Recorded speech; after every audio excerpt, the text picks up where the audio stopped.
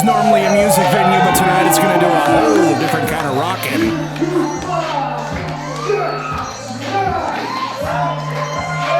Rookie sensation Jet Knight making his way to the ring. Only a year in the business, and this gentleman, I almost called him kid. I really shouldn't. But he is showing a whole lot of potential here, and we're happy to have him on this Prestige Wrestling card. And he is going to leap into the ring, bouncing around like a cat almost, as he gets to that middle rope. Thank you again for joining us here. I never thought I'd see a wrestling show here in the Pin.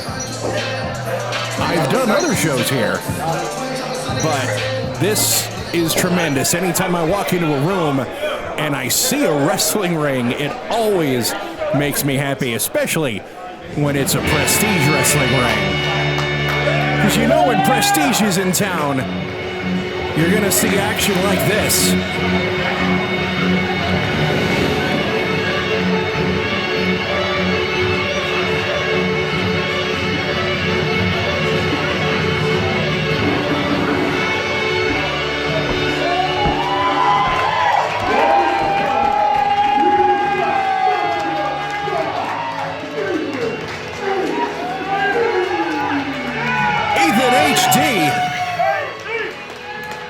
Wrestler, comic book store owner. I've not had the pleasure of going into Century City Comics yet, but I can only imagine that when I do, Ethan's going to give me a funny look for something I say about him on commentary. I just know that that is what's going to happen. The Sultan of Stomp getting welcomed with a nice HD chant.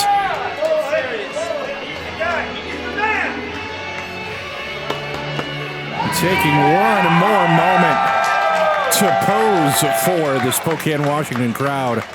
We're right in the middle of downtown Spokane.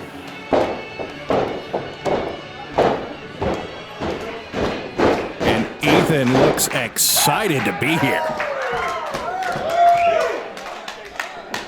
Referee going to give the final instructions. Jet worrying about all the stomping around Ethan's doing, making sure he's good. Ooh. Got him. Got him. Ring the bell. And Violent World has begun. Ethan HD holding the middle of the ring, making Jet advance towards him. Definite feeling out process. Jet using some of that quickness. Go behind, single leg takedown. And he's just letting him know he can do it. Ethan getting rid of the bandana. He's getting serious here. Ethan, though, still standing strong, holding the center of the ring.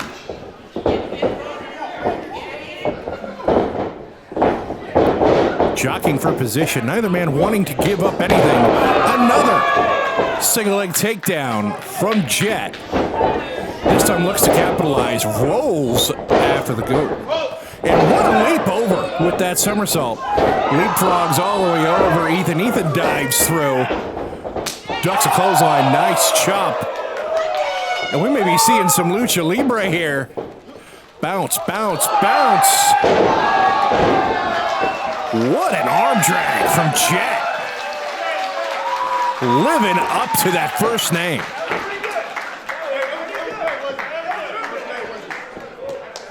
Jawing with the crowd a little bit. Again, allowing HD those moments to recover. And HD's going to chop him hard. HD now going to try to do some lucha libre. Does not quite jump as high, so it doesn't get the momentum to take Jet Knight over. But who needs momentum when you got technique? Sweeps the leg out, and now he is the one left standing with a downed opponent.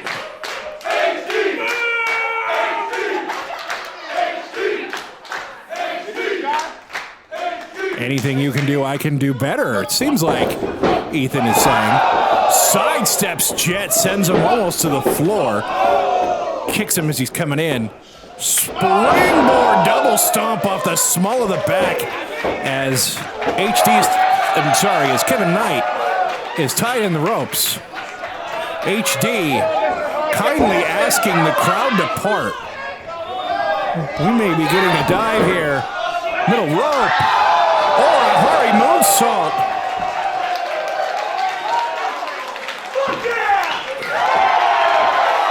I agree with that sentiment. HD says he's running this. And it's hard to argue with him. Knight just getting to his feet. And now HD is going to send him back into the ring.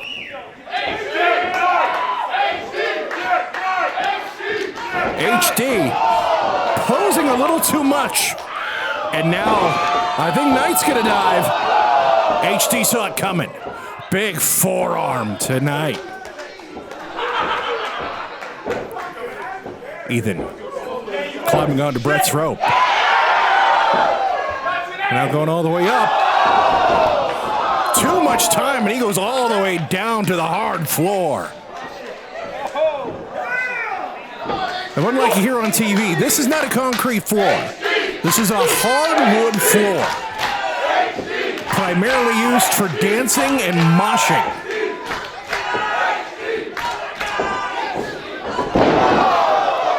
Nice arm drag, taking Ethan into the ring. Only a 2 count off of that big slam. Knight. Nice European uppercut, sending Ethan back down to the mat. And Knight's posing. I suppose if I was built like Knight, I would spend so much time posing, I would never get a shot in. You wouldn't see me doing that side leg kick there.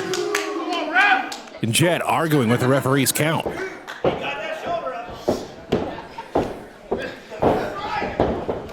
And Jet, now that he has him down, he's going to make Ethan carry him a little bit. Abandons that quickly to just stomp him in the back. And a big forearm right between the shoulder blades. Knight is going to send Ethan across. Side backbreaker from Knight. Is that going to be enough? Oh, HD still has some left in the tank. Gets that right shoulder up. And Knight is making those rookie mistakes.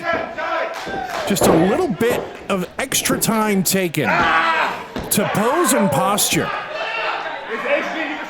Doing this quite often here in the match. Even right now, as he's got him trapped in that chin lock. Seems to be focusing more on jawing with the audience as opposed to the task at hand, which is winning the fight. HD making his way up. Knight changing to a front face lock. HD still able to battle his way out. Big forearm sending Knight back into the ropes. Knight with the reversal. Ethan ducks clothesline. But a tilt-a-whirl backbreaker. Going for the cover. Jet Knight focusing on that back of Ethan HD, just bouncing him off his knee. That bounce was more like a horsey ride you'd give to a child as opposed to dropping a grown man across it to inflict punishment. Another lifter.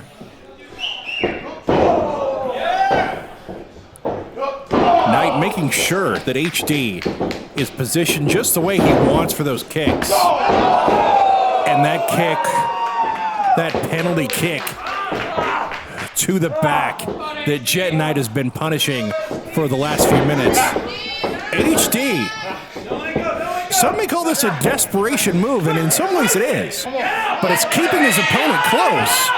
It's stopping him from being able to build any momentum to deliver anything else. Knight gets that leg free. And a snap suplex Floats over. Only the 2 for Jet Knight.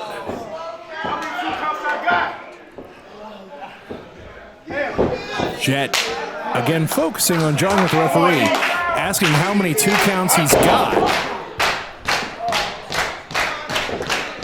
I would say focus less on how many 2 counts you got and focus on getting that 2 count to turn into a 3. And with a leaping stomp like that, it may be coming sooner rather than later. And that is smart positioning if you saw that from Jet Knight. His first stomp was to the front of Ethan HD, but he made sure to turn him over so that he could deliver that right to the back that he had been working over during the fight.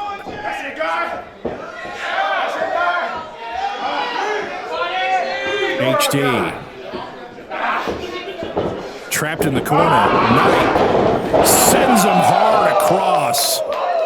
HD bouncing out of that turnbuckle and right down to the mat. Just holding that lower back. Knight wants the referee to check to see if HD would give up. I highly doubt that HD would give up in this situation. Knight going for the super kick. Tried to fake out. HD faked him out and got him with that stomp. HD saw the trickery of Knight coming. And HD urging Knight to his feet. He was going for a springboard, but that amazing leaping ability of Jet Knight caught him with the drop kick and sent HD all the way down to the floor.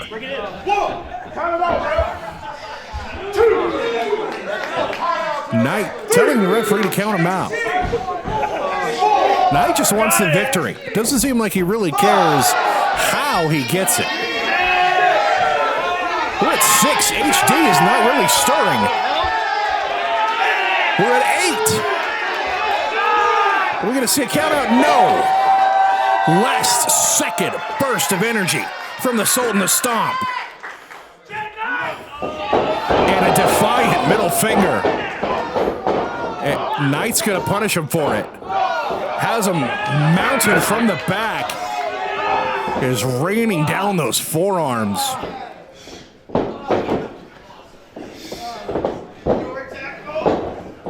Knight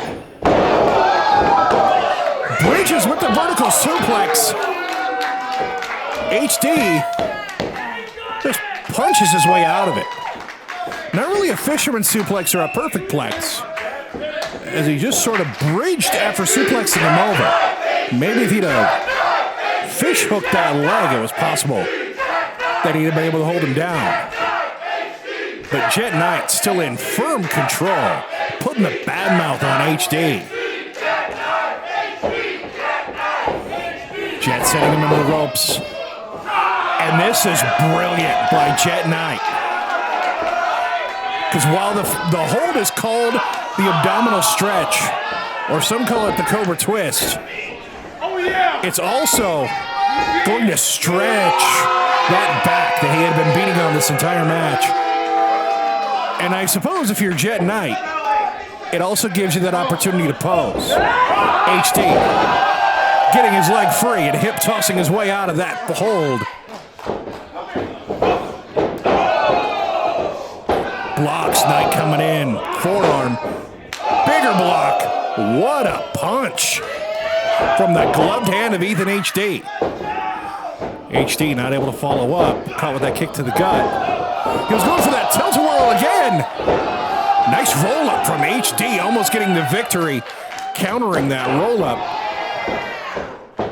Caught Jet coming in with the boot. Jet caught the boot. Ethan gets himself free. Jet charging in again. Ethan out of the way. Hit a steam on that forearm. Rolls his way out, creates some space. Big clothesline. Now coming from the other side with the drop kick. Jet may be seeing triple as Ethan's hitting him from all sides. HD. Big running knee in the corner. Pulls Jet out. He's got him.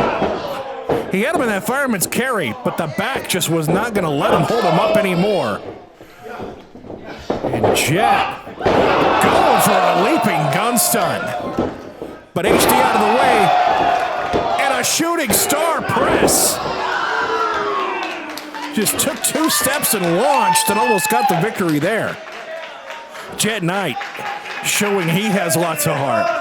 Getting that shoulder up off the mat. This is awesome. This is awesome. This is awesome. The crowd is not wrong. This is awesome. What an opener here.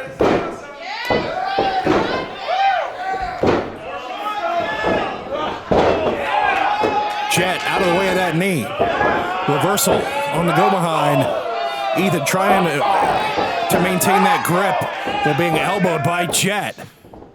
Jet off the middle rope. Flips.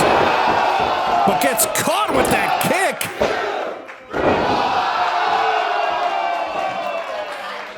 And Jet Knight forces his way out.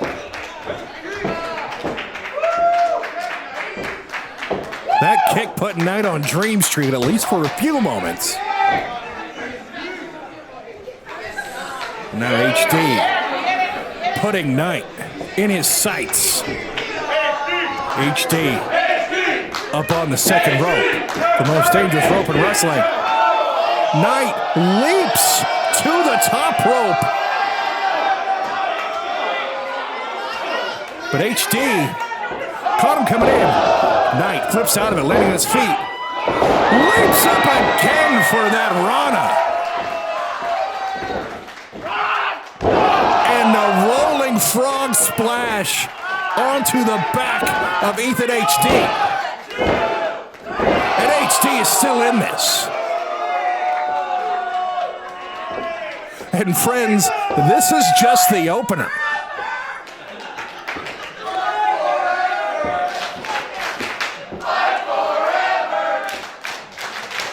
I wonder when a crowd chants "Fight Forever," what the two combatants in the ring are thinking as they're trying to shove the pain out of their mind and continue. Knight doing a little shuffle, and what a left from Knight, and another one right to the jaw of Ethan HD. Building up a head of steam. A short arm clothesline. Kick to the gut. Plants him hard with that DDT.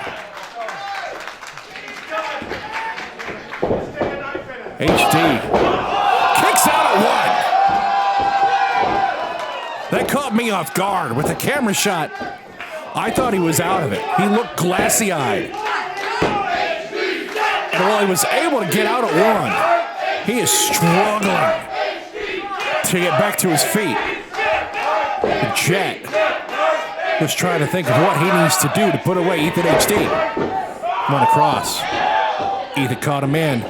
Jet lands on the apron. Ducks those haymakers. But does not duck that headbutt from Ethan HD. Jet staggering out into the crowd. Grateful for the extra lighting. Jet positions a chair, leaps from the chair into the ring with that gun stun. And Ethan HD, I don't know how much is left, how much fight Ethan HD has left, but he had enough to get the shoulder up, as he does not want to give up this contest.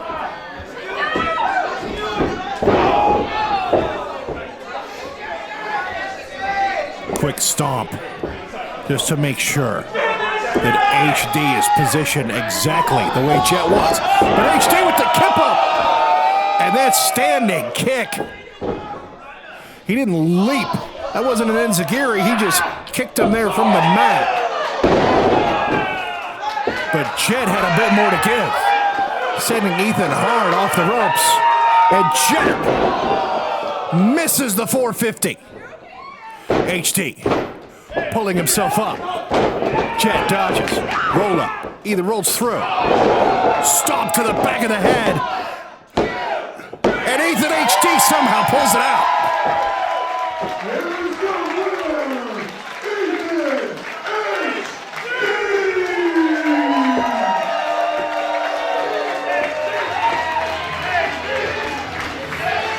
The pain is etched on his face, but the victory will be etched into his heart.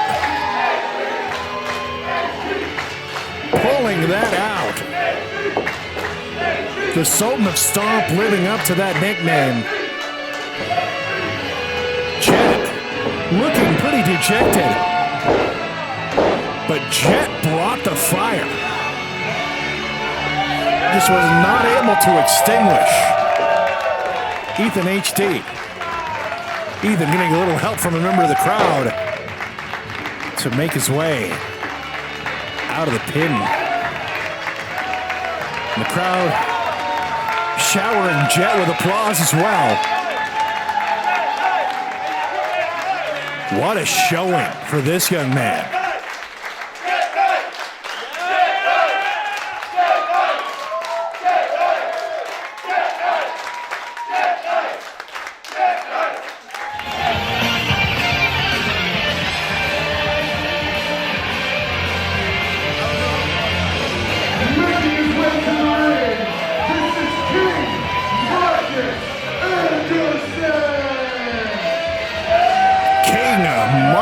Anderson coming out.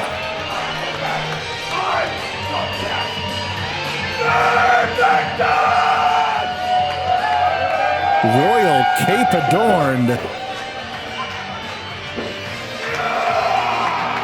I've had the pleasure of seeing King Marcus Anderson before, so I'm looking forward to seeing what he can do here in our violent world.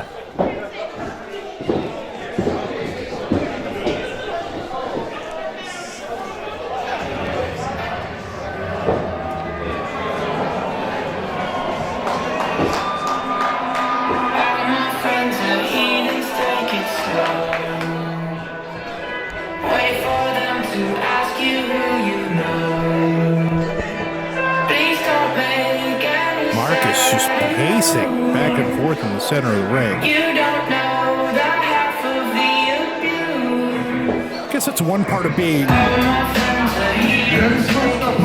person who doesn't compete that I would have trouble with being a wrestler, is what to do while you're waiting for your opponent to come out. Especially when someone like Adam Reyes makes you wait.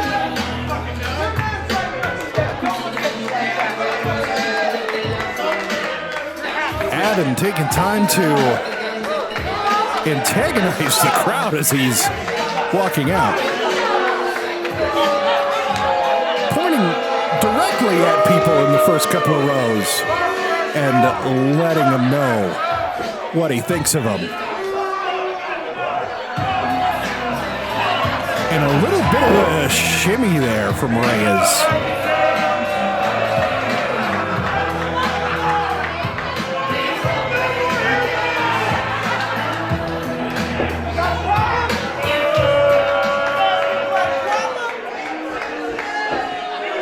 Hopefully now. Reyes declaring himself a sexy beast. Doesn't that sound like the people here are agreeing with Reyes?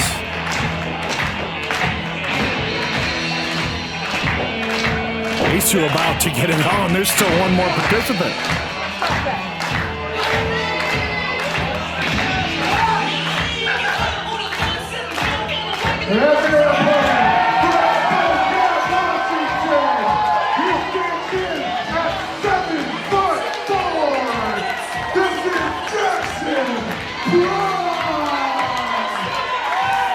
The gigantic Jackson Price.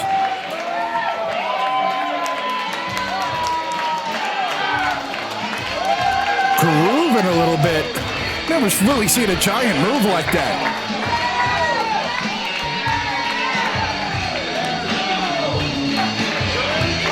And Adden and the King talking some strategy here.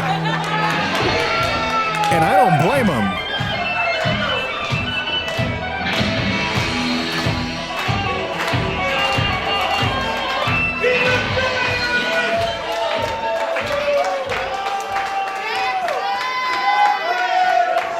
Mouthpiece going in, you know. The Jackson's serious. And Anderson and Adden get the jump on him. Jackson just trying to shove him away. Holding them both at a distance. Headbutt for Anderson.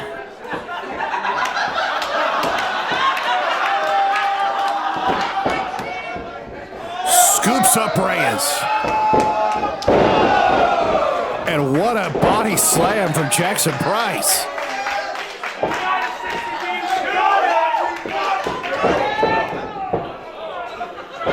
Tried to shoulder check a giant. I don't know if that was really that smart from the King.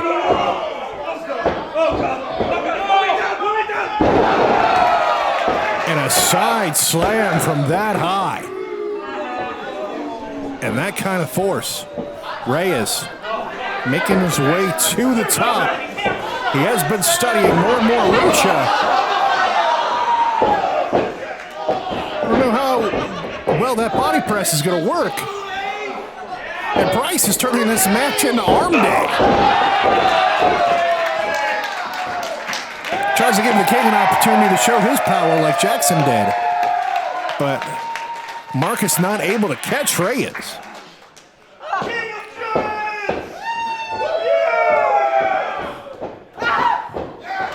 got both athletes by the throat. And they both kick him. And that may have been low. Double drop kick, both able to get to the height with the giant bent over.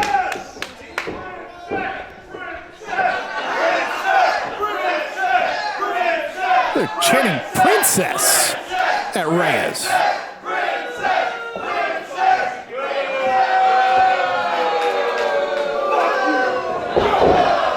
And now these two start fighting. This was actually really smart by the King and by Reyes. Working together to get the giant out onto the floor and turning this as much as you can into a one-on-one match. Reyes declares himself the best and gets hit with that back elbow. Snapmare out of the corner. Leaping neck snap from the King.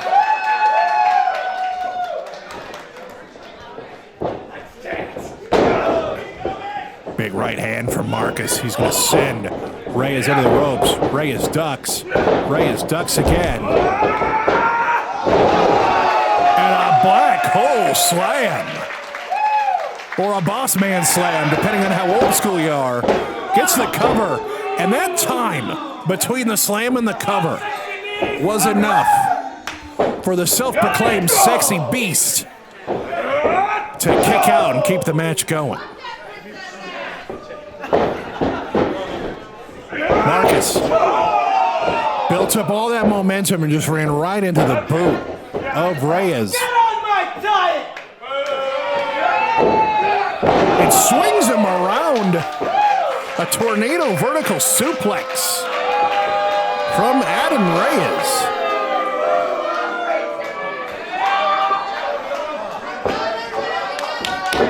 There's Jackson still struggling to get to his feet. Nice takedown from Reyes. And a leaping senton. Marcus barely out of it. And there's a couple of little push-ups. But he gets right up when he sees Jackson coming back in the ring. Reyes meeting him with the fight. Couple of shots. Jackson shrugs him off. The King, he gets tossed to the side as well. I think we may see a reunion of that temporary bond between Adam and the King. They're beating him down. They've got Jackson Price down to a knee. Price explodes up with that clothesline on both.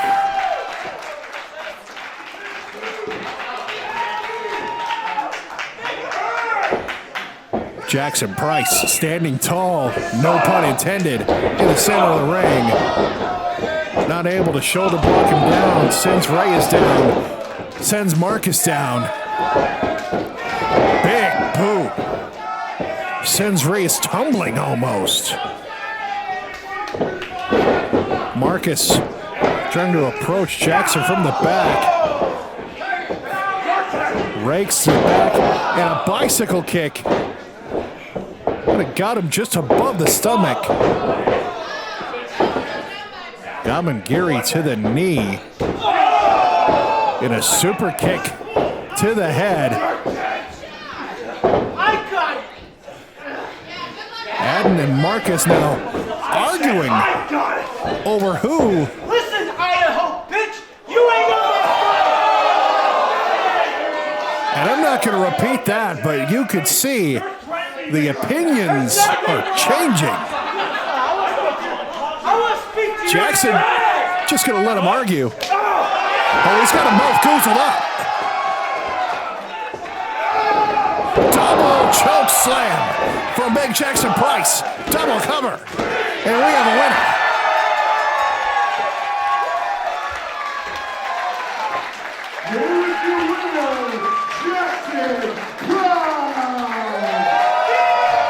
The strategy was sound at first. Reyes and Anderson working together to get the big man out of the way. But ultimately, they just couldn't agree to stay on that same page. And Jackson Price just overwhelmed both of them. Double choke slam and double pin. Jackson Price gets the win. I didn't mean for that to rhyme, but it just did.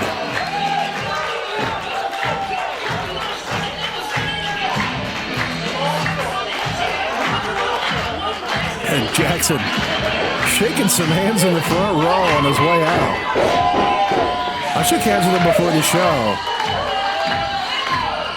I haven't felt like a child shaking someone's hand since I was a child. But Jackson will do that to you.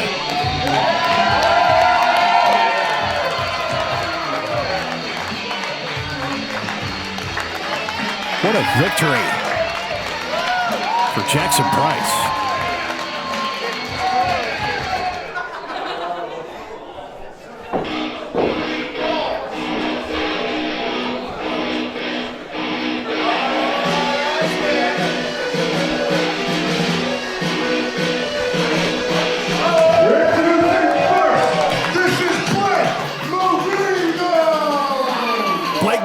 Making his way out. The crowd here at the pin, happy to see Blake making his way into the ring for combat here at Violent World.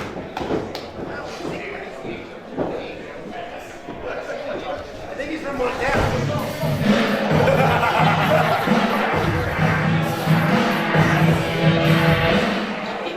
Today's opponent, he is the showdown of the Santiago.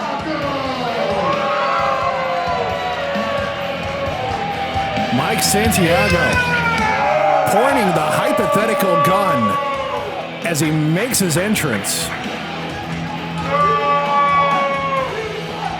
Definitely some loud detractors in the house for Mike. T-shirt says he's the Shogun.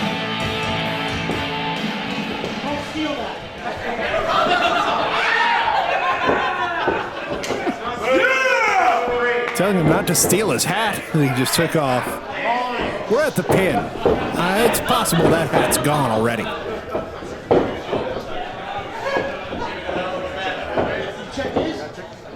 Santiago getting his singlet in place. Referee doing some last-minute checks, making sure that nothing's being smuggled in, and here we go. Let's give it up for Blake.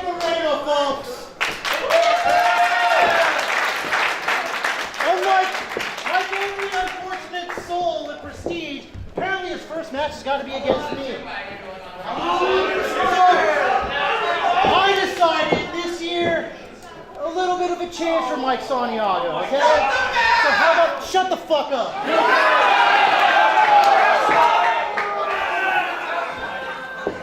So, in the spirit of sportsmanship, shake my hand. Santiago offering a handshake. From Moreno, I don't know if I can trust it. Trust him like he's a slave. But as Santiago said, this is Moreno's first match here in Prestige Wrestling.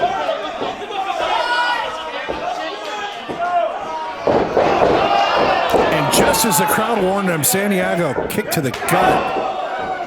Big chop. Santiago taking him all the way across the ring and putting his head in the turnbuckle. Santiago with the chops, gonna now send him into the ropes. Moreno ducks. Moreno, nice tiara, sending Santiago over. And a big drop kick. 3 in a row. And each one seemed just as high as the one before. And Santiago poking his head out of the ring, trying to get the closest that he can to a timeout. I am in the ring, dumbass! Okay. Now, Moreno offering a handshake in the interest of sportsmanship.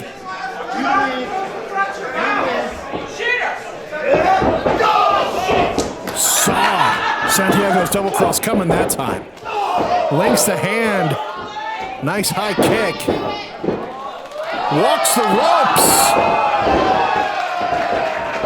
Nice arm throw. And he flips with the Japanese arm drag to make sure he maintains control of the arm. And wrenches on it in that armbar.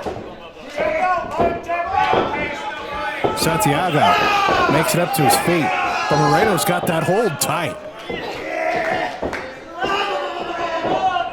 Santiago's gonna have to do something. And I guess that big forearm was it. And a bicycle kick from Moreno, sending Mike Santiago all the way to the floor. Moreno saw Santiago move and stopped himself from diving all the way after him. Santiago feeling pretty proud of himself. And he just felt Moreno coming. Got him with that hangman across the top rope. The Gamagiri outside and in. Hoists him up for that big suplex in the center of the ring. Cover from Santiago. 2. Did not hook the leg, and Moreno was able to kick out. And now Santiago started as a chin lock, but looks like he's wanting more. Has the legs crisscrossed. And it's almost like he's just using both of his arms to STF Moreno. Moreno able to get his legs free, now starting to make his way back to his feet. Trying to elbow his way out of that chin lock. He got loose. But maybe Santiago using some of those veteran wits. Let Moreno go. So he could drop kick him in the face. Drops him down with that forearm. Snapmares Moreno. And you could hear that PK echoing off the walls. It's probably echoing off all of the buildings here in downtown Spokane. Santiago with the cover. Moreno kicks out.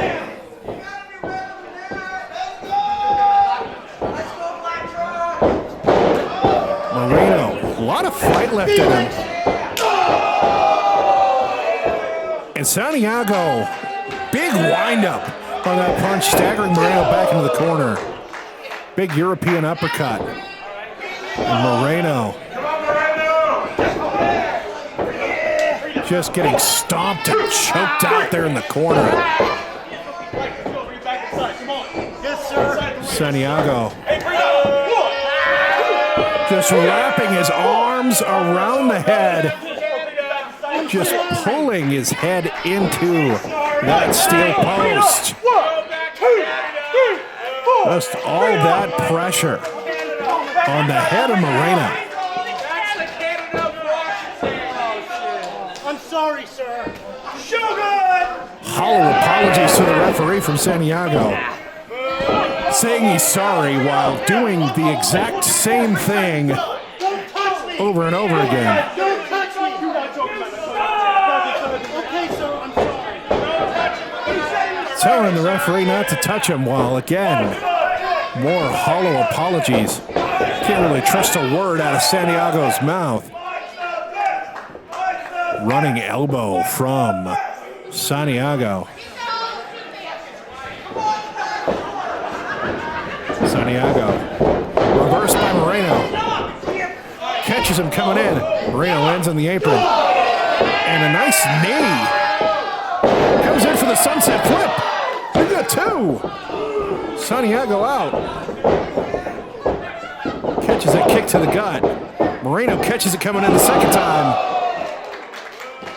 Santiago using all of that momentum for that big kick into the face of Moreno.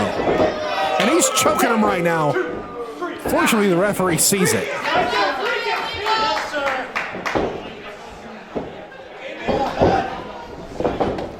Cover. Didn't even have the leg hooked That was 3, ref. until Moreno had almost kicked out. That was 3. Santiago using every trick he knows to try to take advantage of Moreno here on his debut. Moreno countering out of that suplex. Kicks the clothesline away. Ducks the next one. Going for a crucifix. Didn't quite get the other arm hooked. Santiago able to kick out. And Santiago being able to take advantage of that slight error with that forearm. Though Moreno comes running in with that knee. And a nice snap as he sends him over with that release German suplex. Santiago on the floor. And tope suicida through the top and middle ropes. The fans having just enough time to scatter and get out of the way so that they weren't caught up. Turning it into a Moreno Santiago fan sandwich. Catches him again with that Gary. Moreno springs over. Going for that crucifix. Gets it all the way this time. And Santiago having a much tougher time kicking out. Ducks that discus clothesline. Into Gary. Long blower from Moreno. Moreno crawling over. He tried, you could see Moreno tried to hook the arm so that Santiago couldn't get the rope. Santiago, though, did not stay where Moreno put him and grab that rope so that the pin were to be halted. Pull to see Moreno. Santiago completely out of the way. That knee hit nothing but turnbuckle. And Moreno rolls through. You can see Moreno trying to counter Santiago on that rolling single leg crab. But Santiago, his veteran instincts got him in it, hooked him, and pulled him out to the center. And Moreno has no choice but to tap.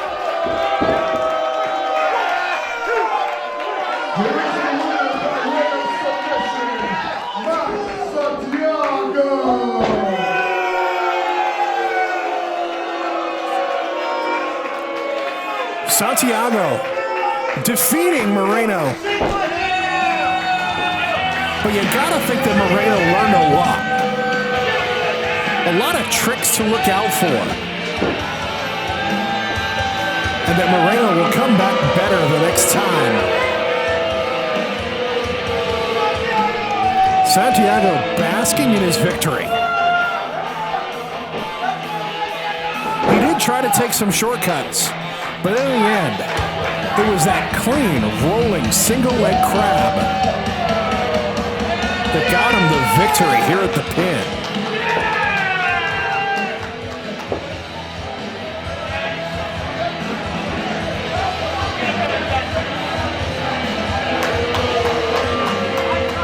Shogun celebrating one last time.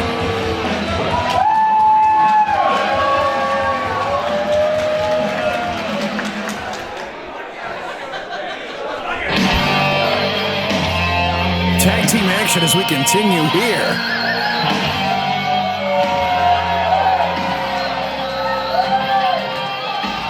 Introducing first, they are currently on tour. Ricky Gibson, Eddie Perla. And here are two men that have got to feel comfortable at Rock Club. 4 minutes of heat.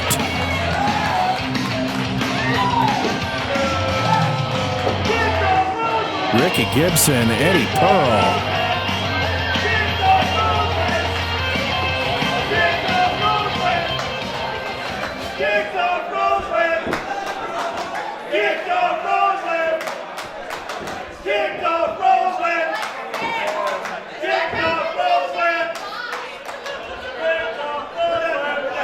Crowd getting after Gibson for his hairstyle.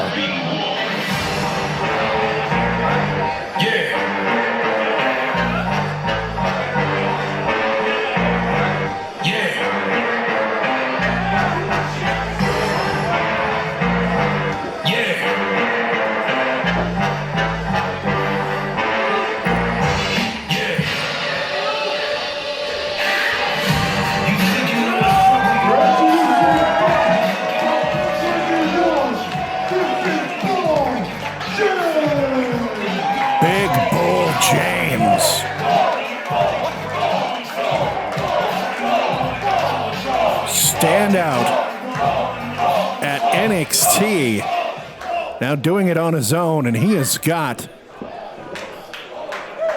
a hell of a partner coming with him.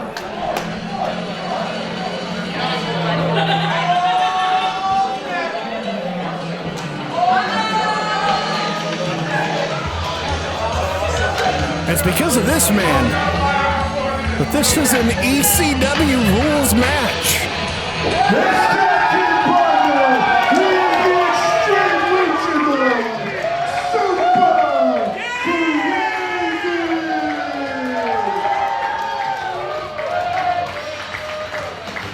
Now, I don't know of any other time that I've seen Paul James and Super Crazy teaming together in a match.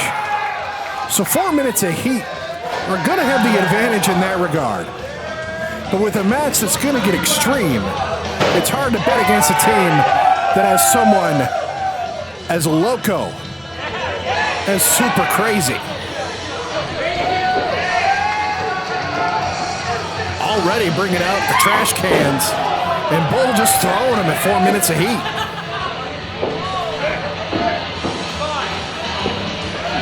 Bull threatening to throw the lid, faking him out.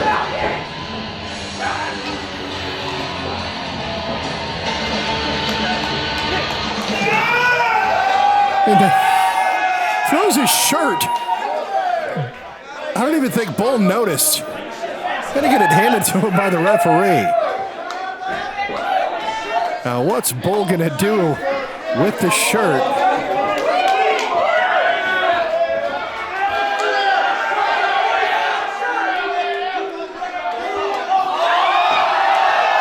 And that was pretty lewd. And Super Crazy smartly getting that out of the trash can. Not exactly happy with the odor caused. Bull asking a member of the crowd if they could hold the trash can for him. Super Crazy opting to start. And I think we may have a match here.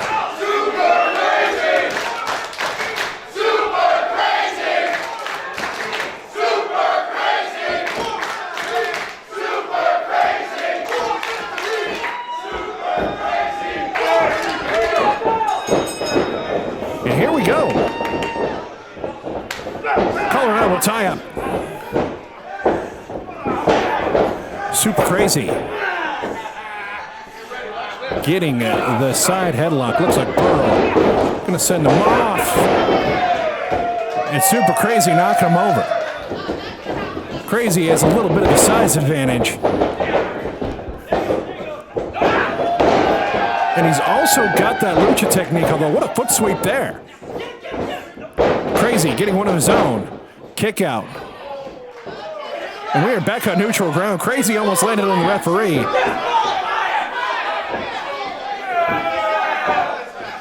Referee does not want to get hit by Super Crazy, and I don't blame him.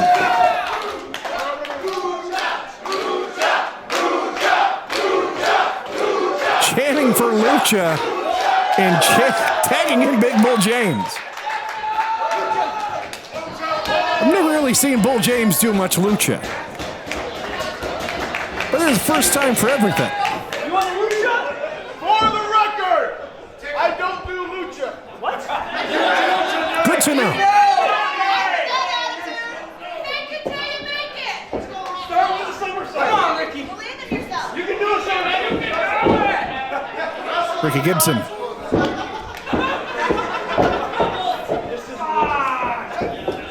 He's trying to send him in the ropes lucha style. Very uncooperative and need of the gut. James with the reversal. Ducks clothesline. Coming back. Ducks again. Catches a hold of him. Ricky trying for the reversal. Ducks the clothesline. And that may have been a lucha arm drag there from Big Bull James.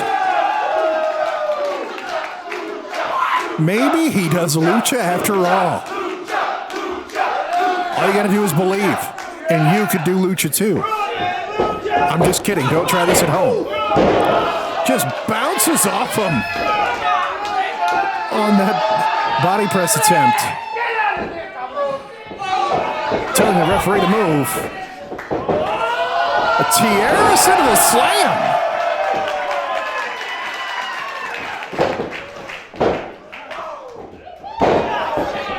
Big elbow to the back of the head of Ricky Gibson.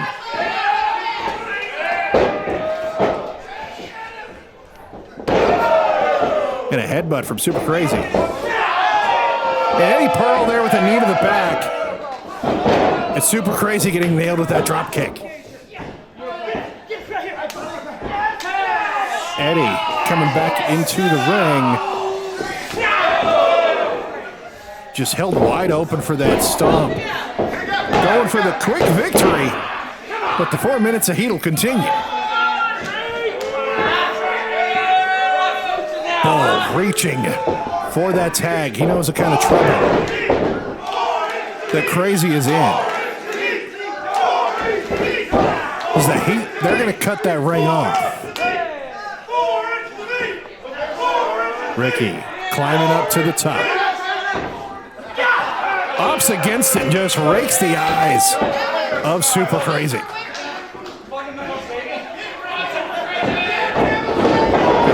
Whip him hard across. And there's that smart tag team strategy from the Heat. It looked like Super Crazy may have almost staggered into the tag from Bull James.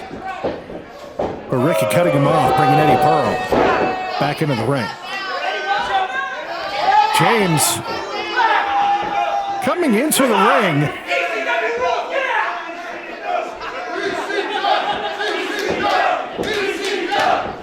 I guess even though it's ECW rules, James obeys and goes back to his corner. In my memories of ECW, there were really no rules. Well, I guess it depends on which version of ECW as it comes to what rules they're going to use.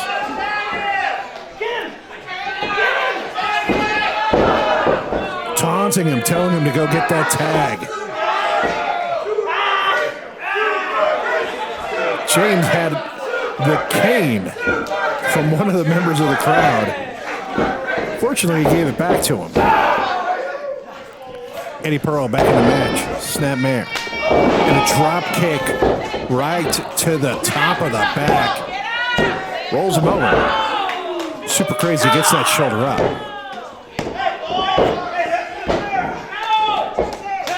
Super Crazy been all over the world. And 4 minutes of heat introducing the chair into the match. Gets reversed. Drop toe hold into the chair. Crazy able to drop kick him out of the chair.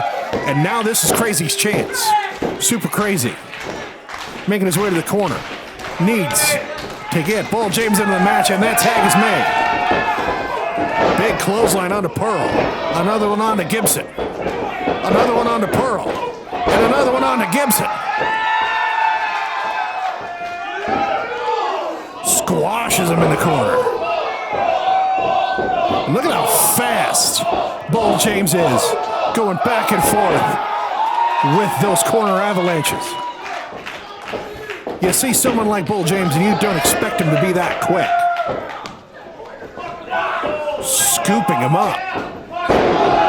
Body slams Pearl hard onto the mat. Bull off the rope. Earthquake splash. Fortunately, Gibson there to break up the pin.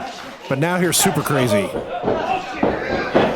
And I think they're going to be doing some fighting on the floor. Way over the top, but I think everybody's going to be fighting out on the floor. James has that cane. And hits Pearl with it. And Super Crazy's ready to introduce the garbage cans. Trash can to the top of Gibson's head. And it's only fair that Eddie Pearl gets one too. The heat looks like they're being extinguished here by the Extreme Luchador and the Big Bull. Super Crazy was going to use that fan's purse. You know there had to be a brick in there. We're at the pin after all.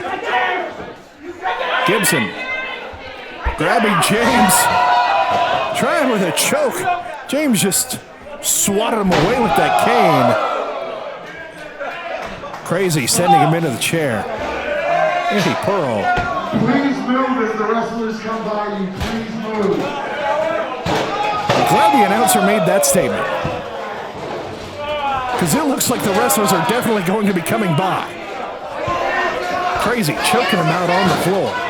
As James is wedging that trash can in between the second and bottom rope.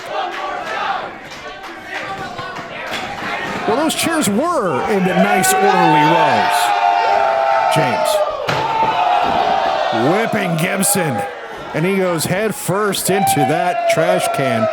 Referee checking to make sure that Gibson's still awake in there.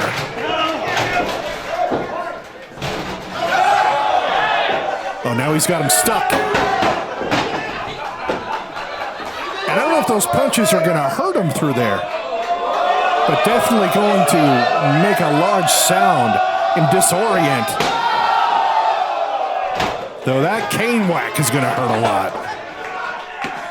And he's just rolling on the floor. Thankfully, the fan gets his cane back.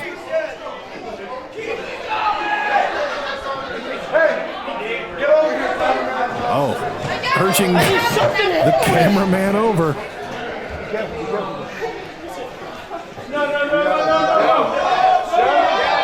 James squashes down on him. Hopefully, that didn't bend the trash can so much that he's able to get out.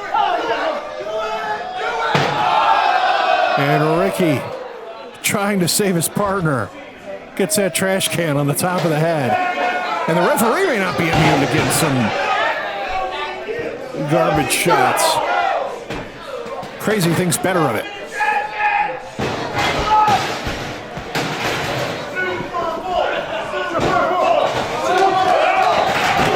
And just sends Pearl into the chairs. And it is a mess here.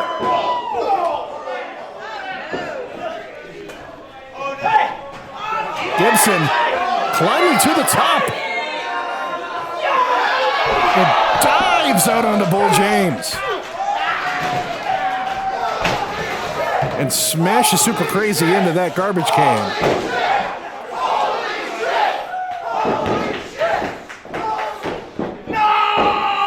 Gibson and Crazy alone in the ring, and Crazy gets a trash can shot. And the Heat have gotten the control back. And I spoke too soon. What a reversal by Super Crazy.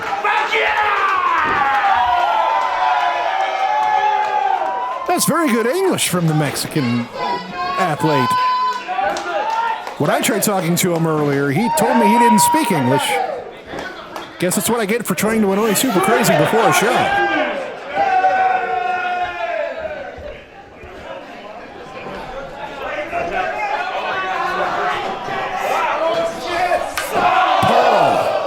Sending Super Crazy bouncing off of that steel post.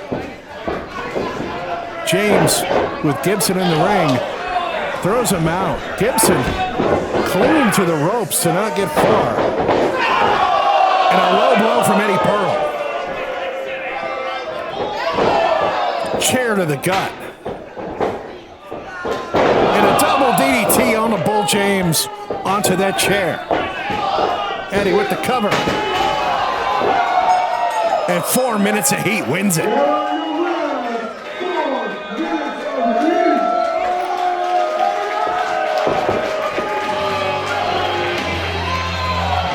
The Rockers win in the Rock Club. Eddie Pearl, Ricky Gibson defeating Bull James and ECW legend Super Crazy in this ECW Rules match here at Violent World.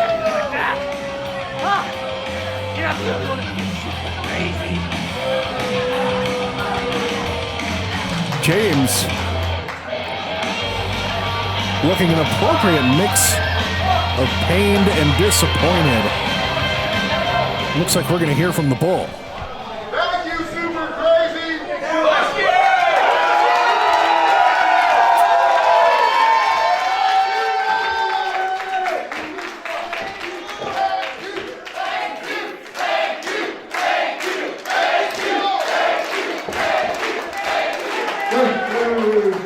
Wait, un momento.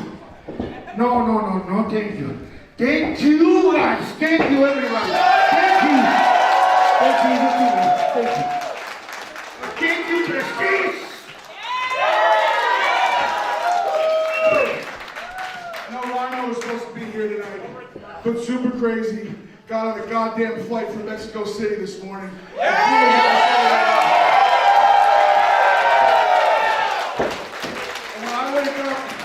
Have 12 hours to travel and think, why the hell am I doing this? I get here and you wild motherfuckers make me know why I still do this shit. So as Crazy said, thank each and every single one of you in 4 minutes and he can kiss my fucking ass.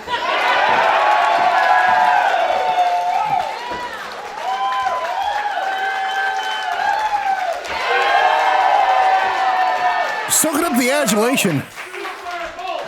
Still enjoying themselves despite the loss. Bull James and Super Crazy.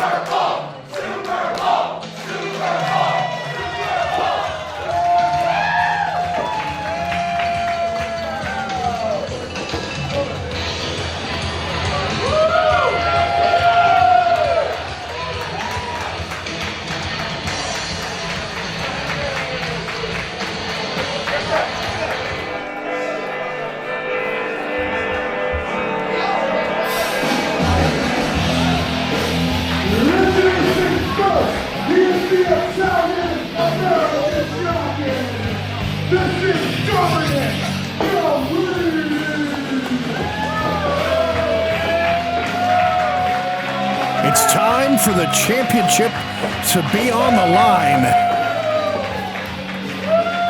This match can only be won by knockout or submission. It definitely favors the champion. Although Garrini coming dressed for the occasion. No shoes. And I think he's got the fight shorts on.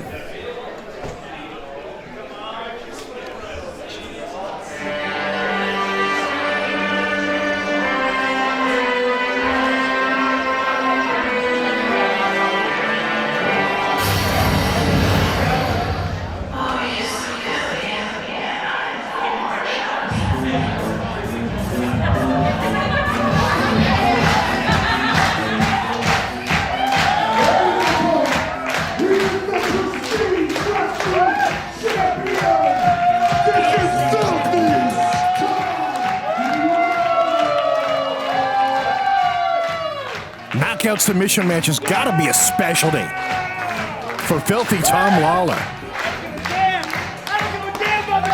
Former UFC competitor. Competed in the Ultimate Fighter. Multiple time Fight of the Night winner. And even stepping into the pro wrestling world.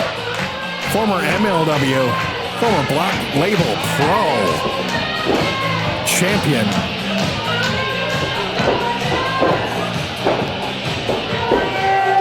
Proudly displaying that beautiful Prestige Wrestling Championship.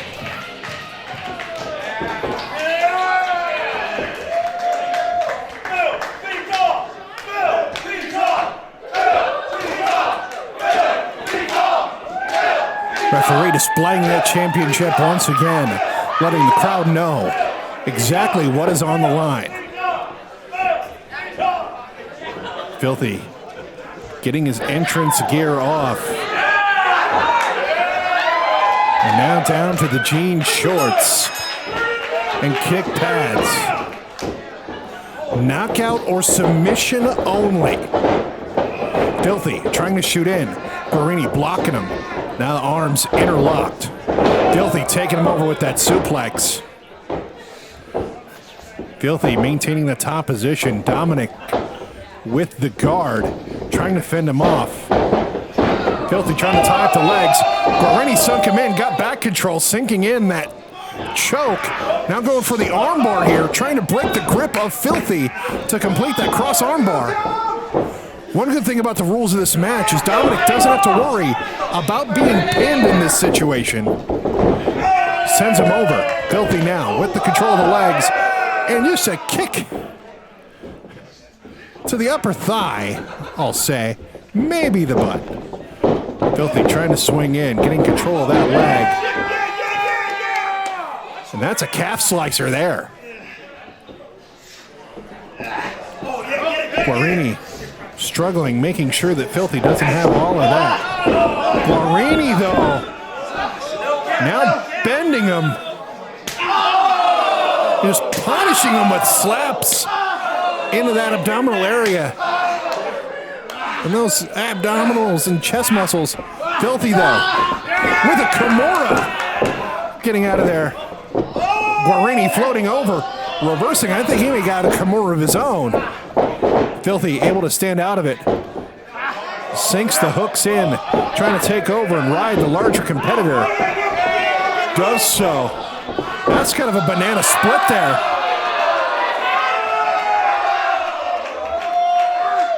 And now again trying to slice the calf across the shin.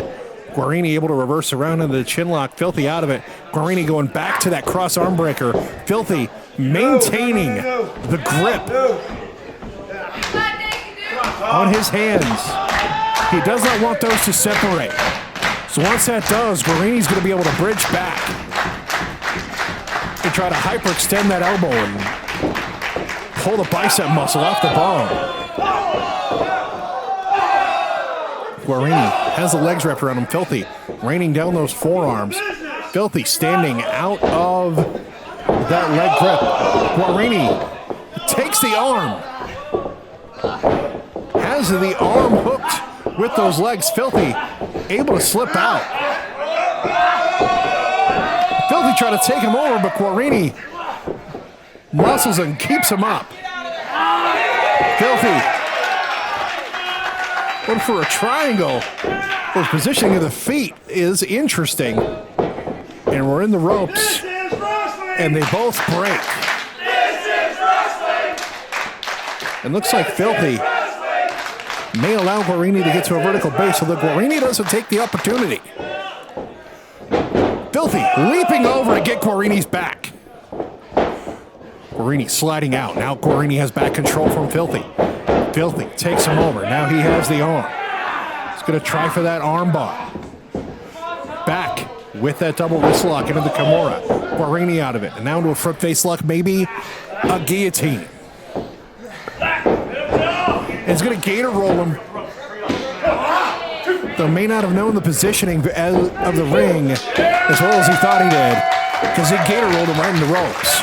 I could see the strategy with the gator roll to try to disorient Filthy, so he wasn't sure where he was, but it didn't work out. Garrini opting to work from the bottom, making Filthy come to him. Filthy slides through the guard. Now Filthy is going for a cross arm breaker. Although much like Tom, Garrini able to maintain that grip until he's out of the hold. Garrini going back to it. He's definitely got a target on that arm, and he's got a favorite. And now, using those legs, trying to use them to pry those fingers apart. Briefly got the grip loosened, but was not in position to take advantage of it. And Filthy got that grip back. Filthy rolling out of it. And a sharp knee to the back. Make it 3. And a leg kick. Interesting strategy from Garrini here. Garrini now up to his feet. Dodges. Dragon suplex. Released it. Gut wrench. Doctor bomb. Puts Filthy on his knees, and that forearm, that elbow was dirty. And the referee is going to try to count Filthy out. See if Garrini knocked him out. Crowd trying to urge the champion to his feet. Garrini shaking his head. He wants that title change, but Filthy already almost to his feet again.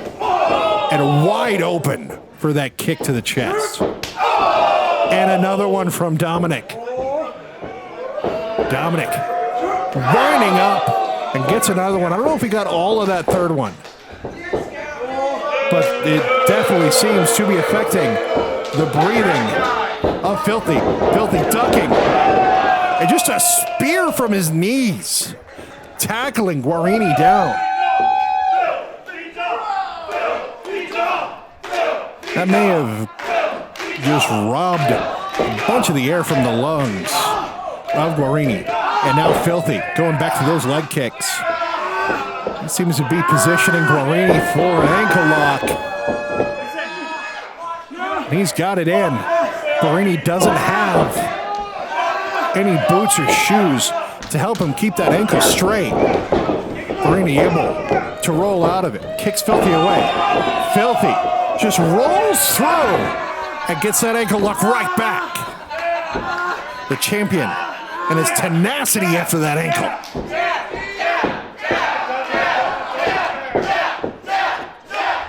Garrini prying his leg out of Filthy's hands, and Filthy just takes him over in that suplex.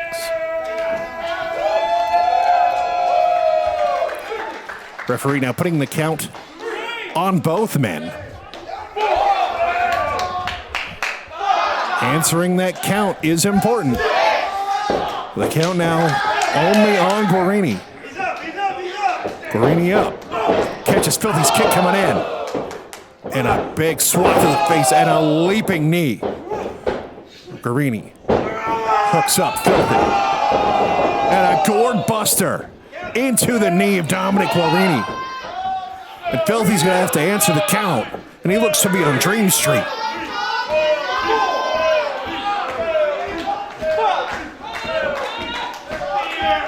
Halfway through the count, Filthy up enough for the referee to continue the fight. Garrini hooking him up again. Filthy countering the suplex. Filthy stopping it. Shots to the gut. Garrini going to try to hook him for a fisherman. And what a back leg round kick from Filthy. Fireman's carry from Tom Lawlor. Filthy has him up. And sets him up on the top rope. And a leaping knee right to the gut of Garrini. And another one. That one looked like it was closer to the rib cage. Filthy Tom. Getting ahead of steam and another big flying knee.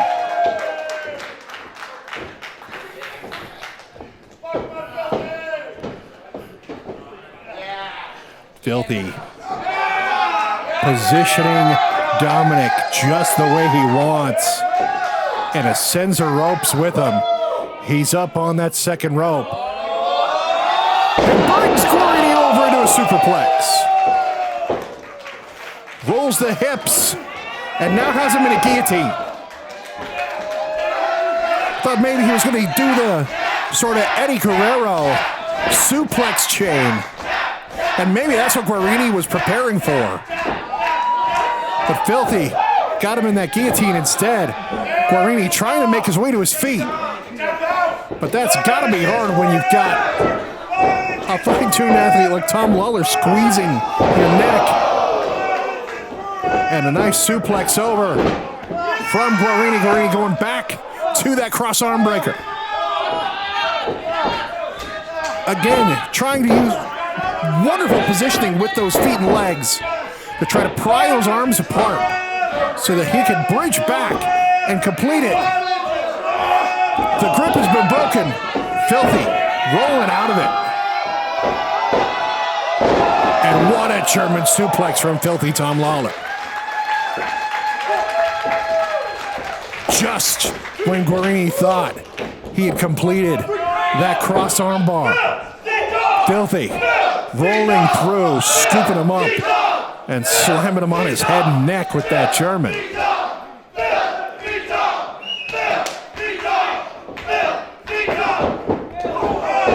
Big head kick from Tom Lawlor.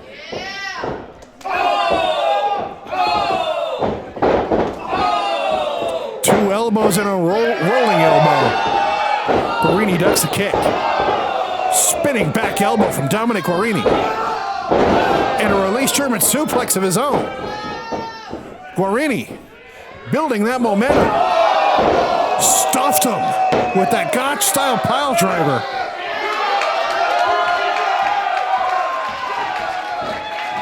But I think that just made Filthy Tom Lawlor mad. The adrenaline flowing through the veins of Filthy Tom. Trying to stand up and meet the pain head on. And he's taking those shots. And what an exploder from Filthy. Garrini up to his feet. These two warriors trading bombs and just standing up and screaming for more.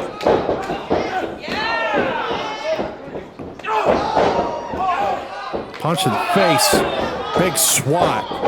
Garrini staggered. Leg kick. Rib kick. Some swats and slaps. These two may have abandoned the submission aspect of the match and are both just trying to knock the other out. Both caught each other's leg. But that shot from Filthy staggering Garrini down.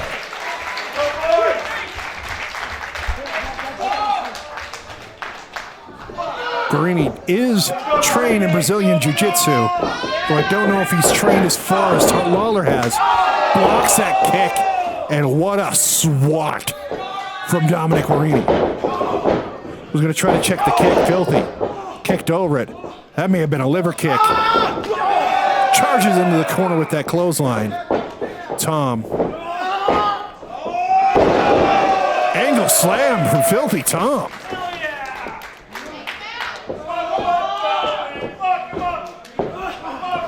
Catches Garrini coming in. Hooking him up. Into a clutch. A high clutch suplex. And he's telling the referee to count. He thinks that Garrini might be done. And the referee checked the eyes of Garrini.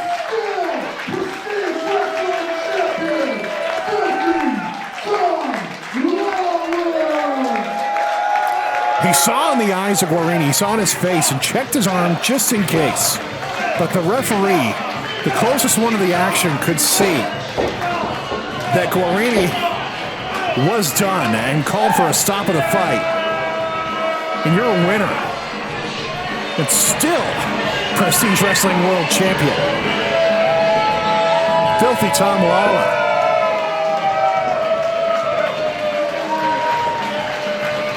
These two are both going to be feeling this fight for a few days. Garrini still struggling. Hasn't made it up off the mat yet.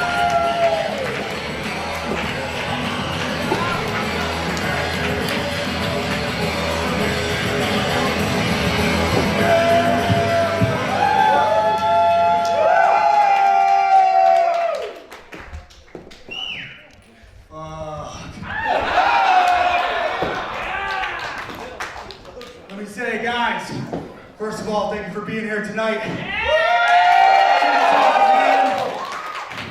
I know coronavirus is out there, but like I said, I'll touch everybody in this damn crowd. The reason I wanted to fight Dominic Garrini tonight, good friend of mine, is because iron sharpens iron. And I knew he was going to give me one of the toughest fights that I could ever have on this planet.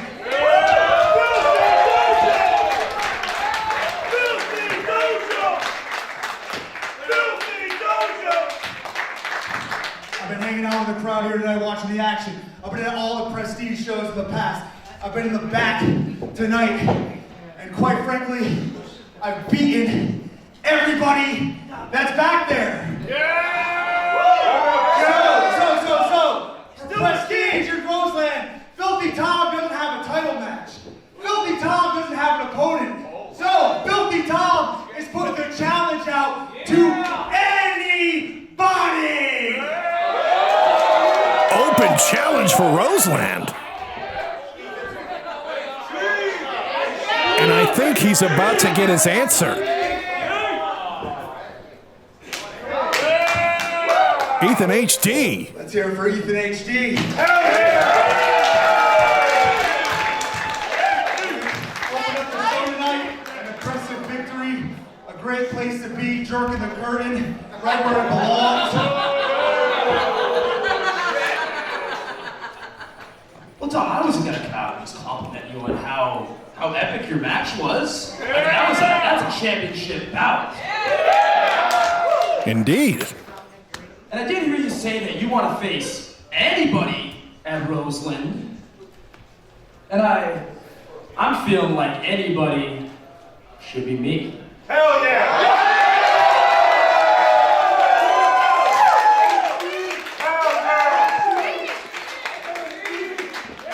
What do you guys think?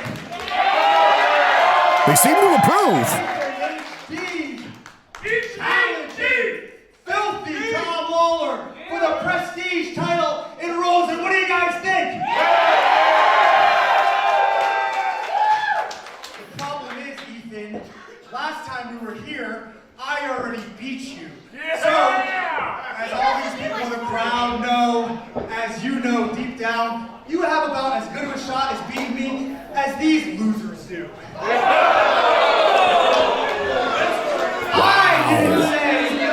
I said I would face anybody. I didn't say I'd face a nobody. Shots fired.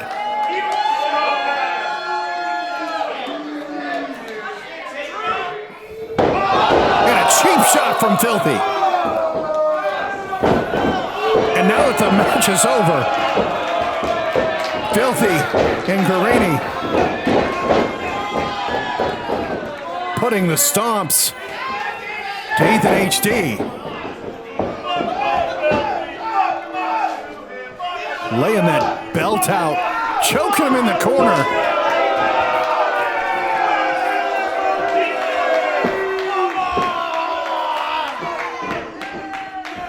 I was excited at the prospect of Filthy versus Ethan at Roseland, but Give him a chair. Give him a chair. doesn't sound like Filthy is as excited about the idea. Chair setup now in the ring. Hold it for me, Tom. Filthy with that championship. And smashes him on the head with that Prestige Wrestling Championship belt.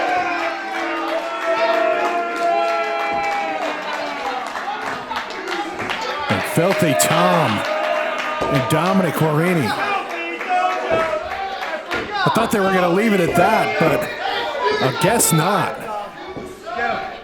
They remembered that they procured a chair and don't want it to go to waste.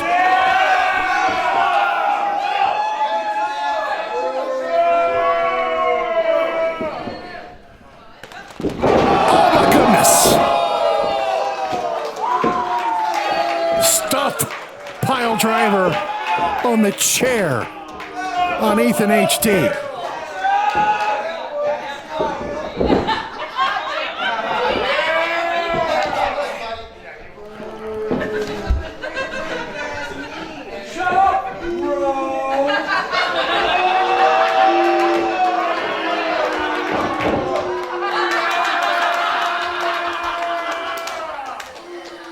Challenge accepted.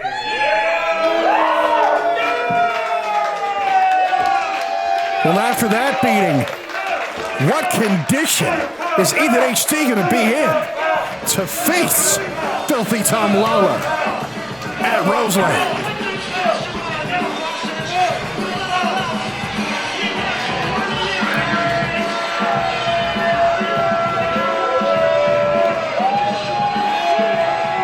It's celebrating that mugging.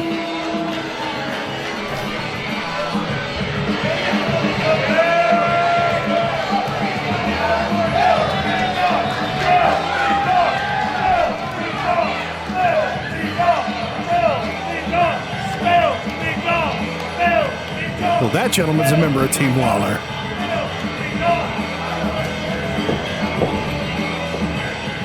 Finally,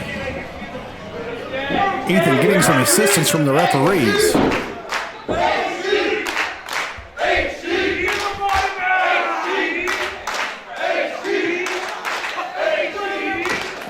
I'm happy to see he's moving. Shoving the referees away.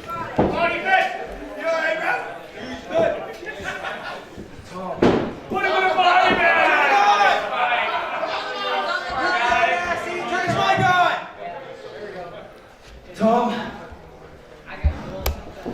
your ears look like a porn star's butthole. I'll never see his ears the same way again. I'm gonna make your face look like a porn star's butthole.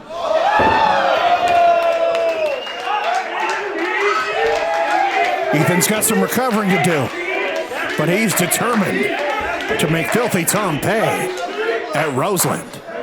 Sick and tired of people doing what they want around here. I'm disgusted with what Tom Lawlor just did just now. Yeah, you're super duper in charge. You're super duper in charge. But March 22nd at the Roseland Theater, it's going to be Ethan HD versus Tom Lawlor. Yeah! For the Prestige Wrestling Championship. Oh!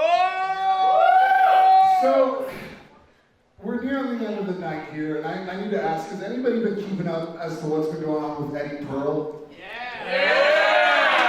Not on Roseland. Eddie Pearl's not on Roseland. Crowd letting him know. Eddie Pearl irks me beyond belief. I don't know what it is about the guy. He was one.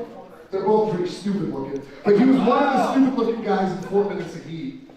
And for those that don't know, I kicked him. Come on. I kicked him off of Roseland due to his actions, which are frankly just as disgusting as Tom Lawlor's. Really. Which actions? I was going to reveal that tonight, but then they threatened legal action from their aunt. So I'm asking right now, Eddie Pearl, come on out here. Come on out here. Come on. Prestige owner William Quintana. Come on. Get. Calling Eddie Pearl out, and he gets no music. No.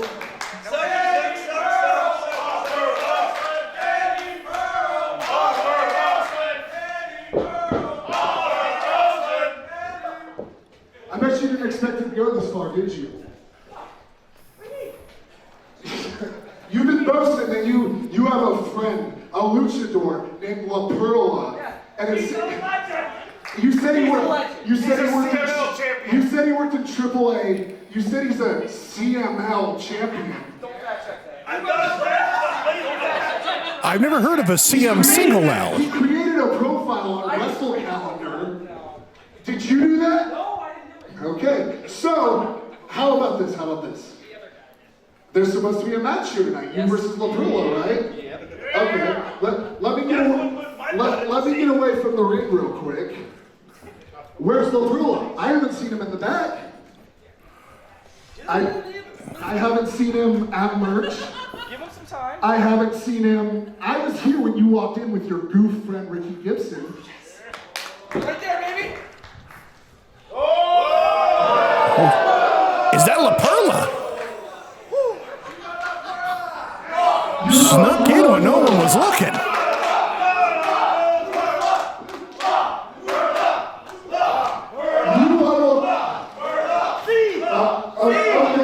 Okay. Since La Perla's here, since Eddie Pearl is here, let's have a match, guys. Come on. That's La Perla. So let's get back here. I'll ring the bell for you. Let's have a match. Many thought Eddie Pearl and La Perla were the same person, but obviously, you could see La Perla and Eddie Pearl in the ring at the same time. La Perla's going to have an extreme advantage. Eddie, having already wrestled tonight in that ECW rules match.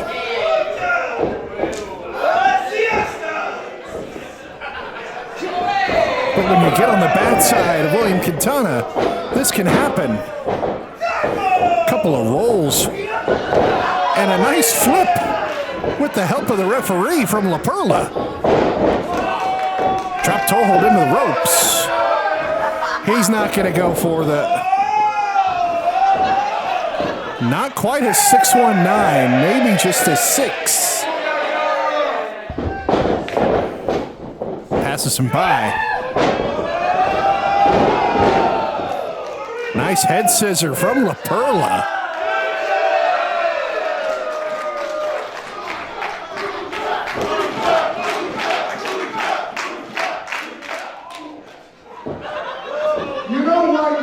You know what? Stop. I have a feeling that man is not La Perla.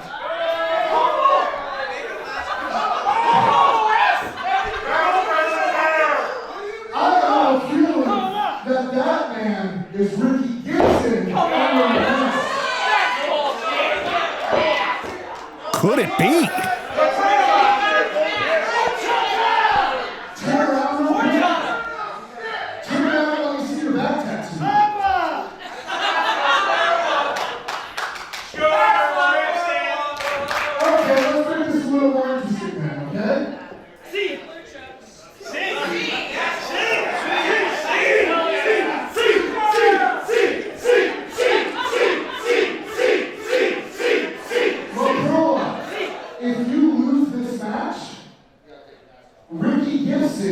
Is off of Roseland.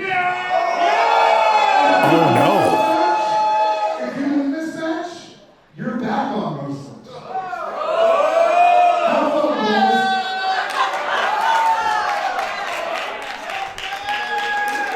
guys. Laying down the law. And this just got a whole lot more violent really quick.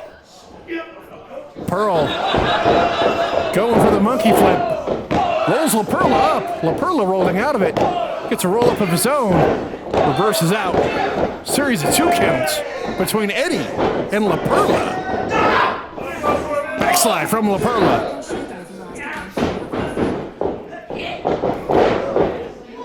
Oklahoma roll, only a 1 count. Slides out. Gets the roll up. Holds the tights. And La Perla wins. Eddie Pearl.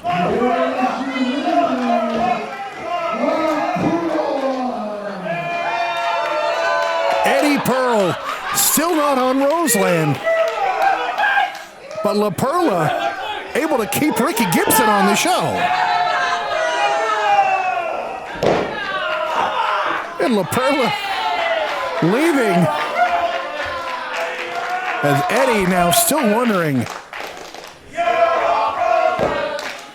if he's going to get booked onto Roseland.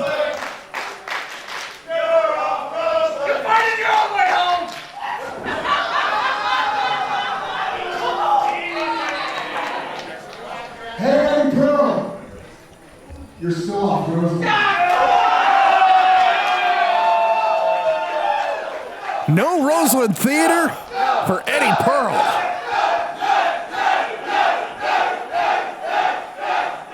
And he's not happy about that.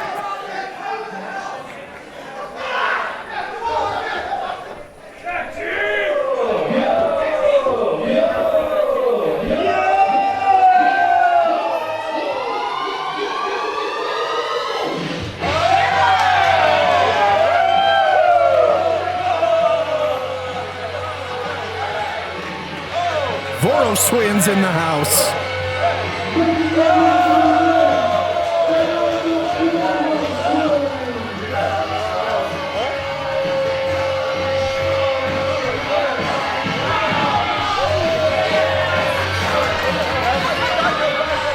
I'm going to be honest, I can't tell them apart.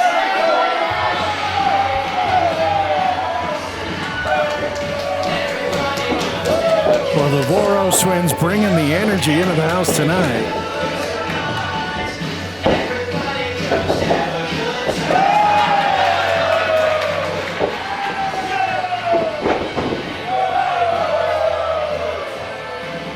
Chris and Patrick.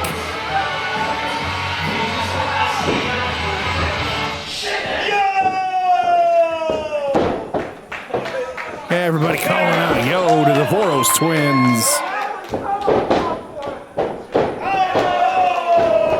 You're giving the referee a playful smack with the t-shirt.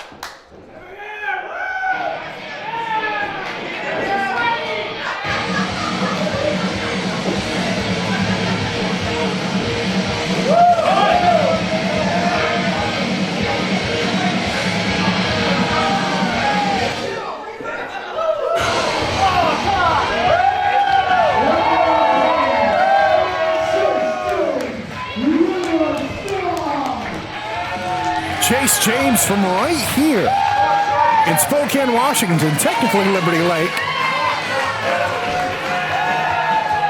representing the hometown, and his partner River Strife.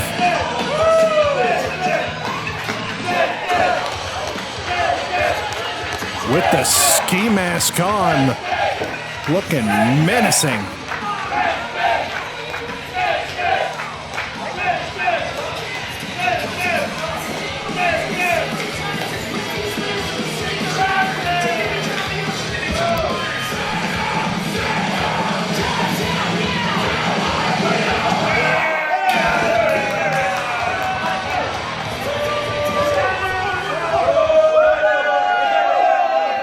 As he peels that ski mask off, the Voros twins out in the crowd, giving the thumbs down to their opponents.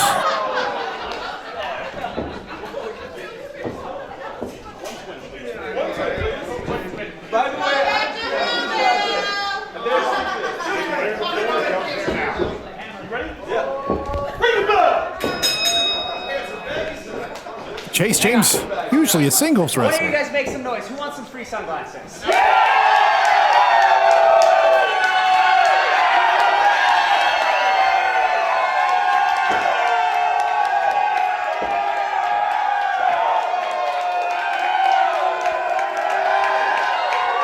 Everybody wants free stuff.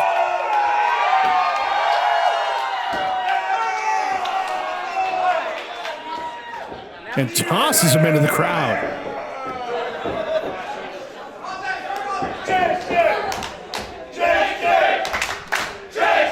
His hometown crowd behind him. I'm going to say that's Chris in the ring unless I hear otherwise.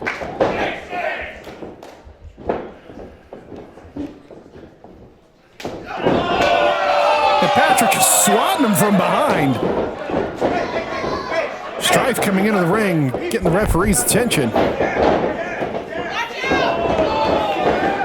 And the Voros twins, the little bit of misdirection, taking advantage of Chase James right off the jump.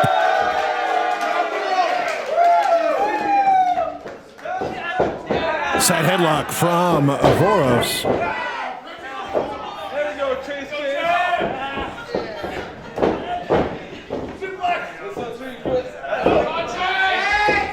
Chase able to get to his feet. Gets him back to the ropes. Reverses around, sends him in. And a nice German suplex from Chase James.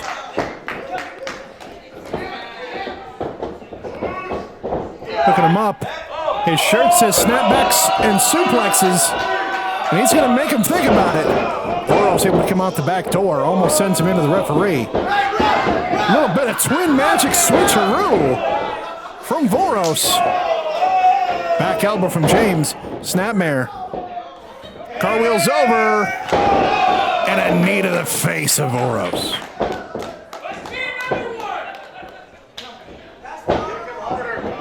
I'm going to say that's Patrick now that they've switched. And they heard that chop all the way in Liberty Lake where Chase is from.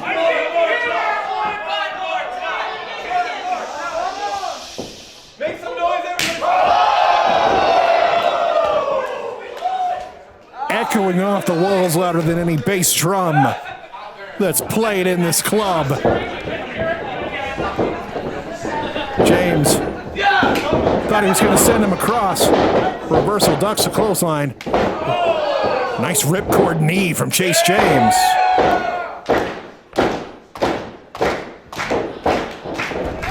Chase was going to come off the ropes, but River makes the tag. Not sure why he did that. Chase had the match well in hand. The River rolls through, picks him up and gets that vertical suplex.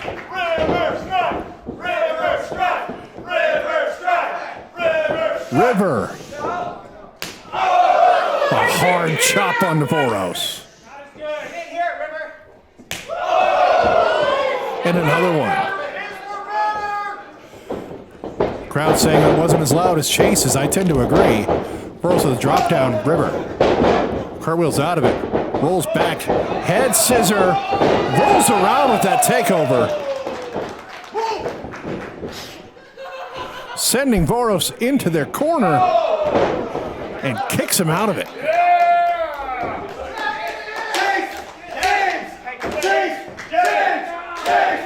Chase asking for the tag. River saying no. And he might pay for it. He gave him a bit too much time to recover. Voros able to get him under that rope, and I think that went a little low. Voros putting the stomps on him. And maybe he learned under Mr. Miyagi going for that crane kick pose. Got a Voros exchange. Trying to draw Chase into the ring. Didn't work. Nails River in the corner. Snapmare's him out. And I don't know how much damage that double slap on the back is going to do. Other than that sting. But it's definitely going to be an insult to Strife. Strife coming back now. A knee to the gut. Another Voros twin exchange. River reverses. Kick caught. And a neck breaker there. Voros putting him down. Only a 1 count there on the River.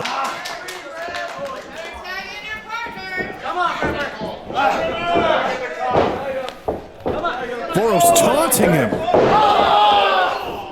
Feigning, helping him reach. Chase James in the corner. But ultimately stomps him in the hand, sends him back in another Voros exchange. Wide open for that kick. And the Voros twins are fully in control. River had the opportunity to make the exchange. Chose the hot dog instead, and that's really what led to the Voros twins taking over. That extra recovery time leading to this offensive flurry from the twins. River trying to punch his way out of it, gets hit with that European uppercut. Chase getting drawn in. And that's only going to be to the detriment of River. Fortunately, you realize it got out of there quick. River Strife trying to battle his way out. Going for a head and arm. And kick from River. The other Voros in. Forearm, the side of the head. To whip him off. River reverses. Breaks the grip. Fakes him with the punch and goes low with the DDT. And now hopefully River this time, for the sake of his team, is able to get to the fresh man Chase James for the exchange.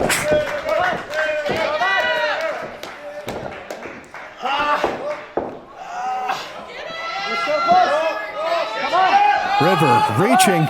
He's not reaching anymore. And he decides not to tag. Voros, small package.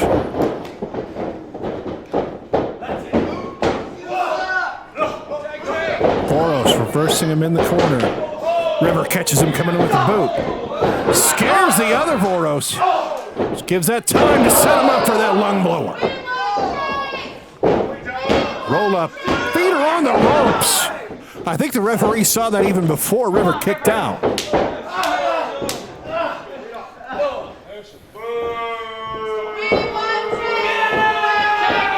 But the Voros twins now back in control. Very unforced error from River Strife. He had the opportunity to make the tag and be able to get the fresh man in, but opted not to.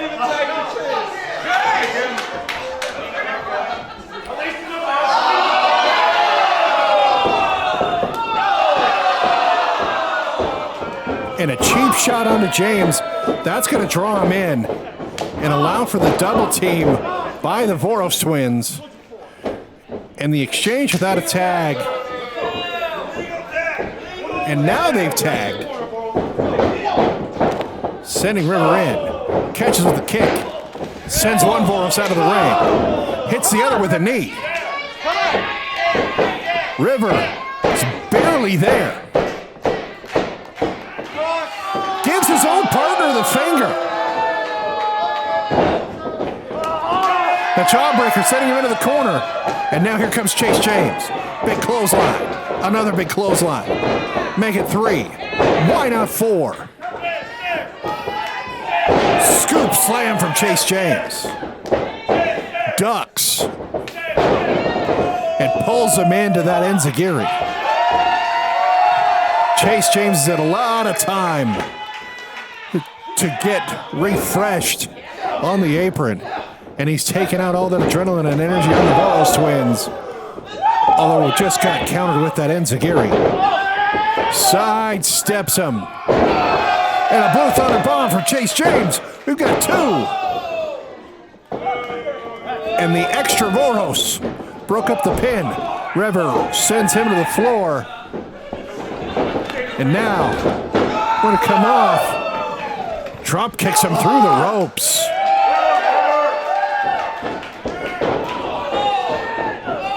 Voros catches him coming in. A couple of elbows. Now Chase catches him coming in. River Strife with the double stomp. Chase was going for one of his own, Voros out of the way, jams his knee on the landing. And Voros sends Chase sliding out of the ring into River Strife. There was already a bit of combativeness between these two gentlemen. Not a regular team, but taking the opportunity to wrestle here at Prestige by teaming together. And what a super kick by Chase James.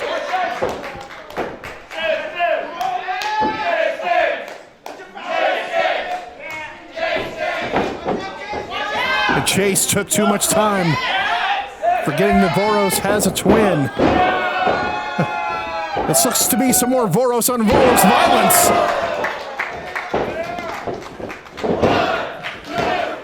And River Strife breaks up the pin for his own team, possibly winning the match, and is now slapping his own partner.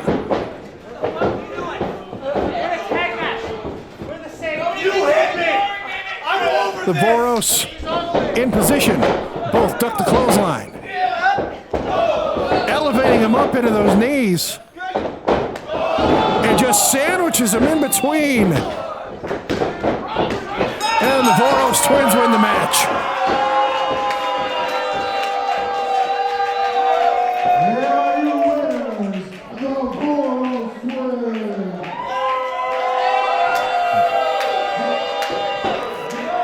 Chase James wanted to try to be a team with River Strife. Ladies and gentlemen,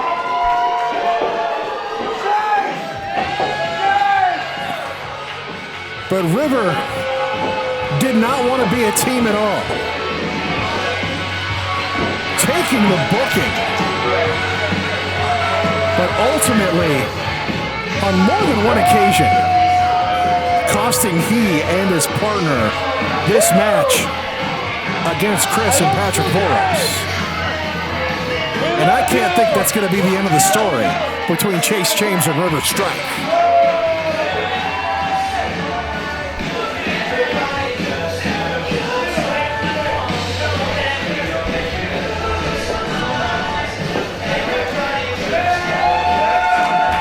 And Chase has River's chain.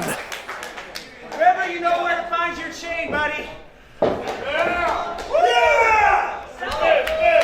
Chase keeping it as some insurance to make sure he can get another crack.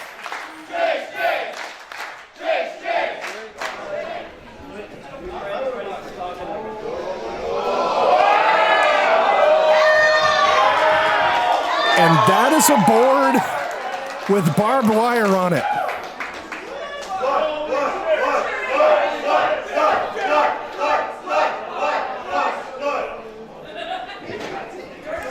When they said this was going to be a death match, they were not messing around. That's another barbed wire board.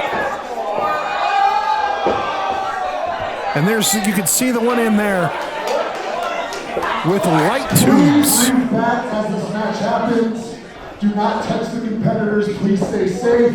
They're the ones that are going to get hurt, not you guys. Referees carefully bringing them in. And that is a board with forks on it.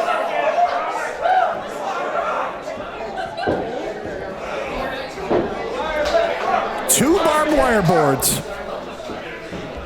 One with light tubes. And one with forks. And actually, I don't think those are boards at all. Those look like doors.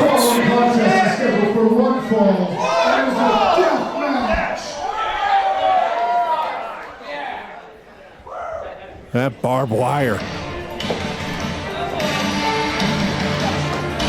does not look friendly. Well, I guess barbed wire is never really supposed to look friendly, but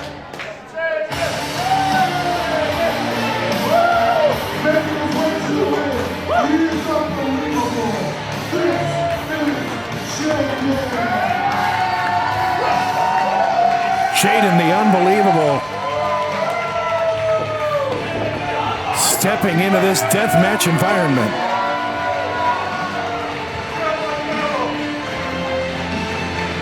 This is not his forte. And you can see him examining those doors. And the only one that seemed to spook him is the one with the forks on it.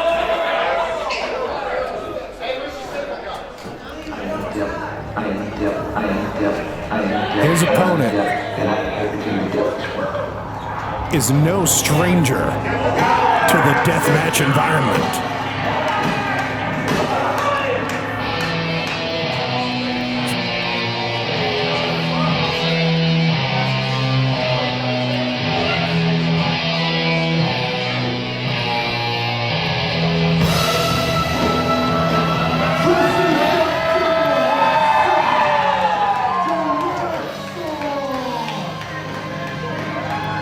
The devil himself, Drexl.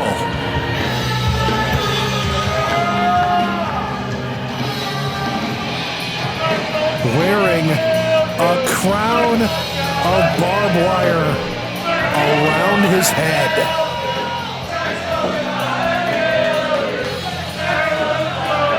JAIDEN standing his ground. And Drexl just bowing before peeling that barbed wire from his head.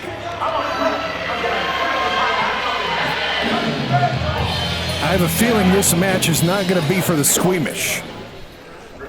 Despite Drexl's pedigree, having one time been a trainer at FCW, this is not going to be a scientific catch-as-catch-can type match.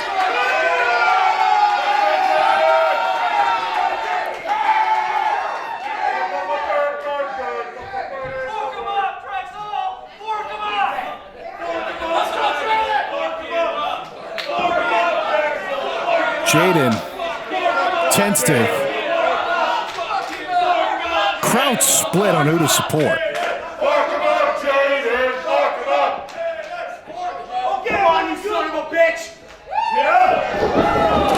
And JAIDEN dodges, sending Drexl right into a barbed wire door, trying to end this as early as possible. And hits him with that barbed wire door.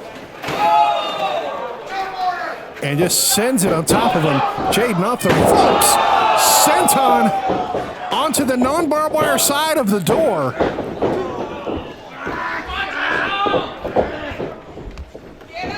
And Drexl is all tied up. JAIDEN roughly pulling that barbed wire away, cutting at the anatomy of Drexl, and laying in those right hands onto the head of Drexl. JAIDEN leaving the ring as if those boards were not enough. JAIDEN introducing a steel chair, sends it right into the gut of Drexl. And swinging for the fences on Drexl's head. And another board falling onto Drexl. Stomps that chair into Drexl. Excuse me?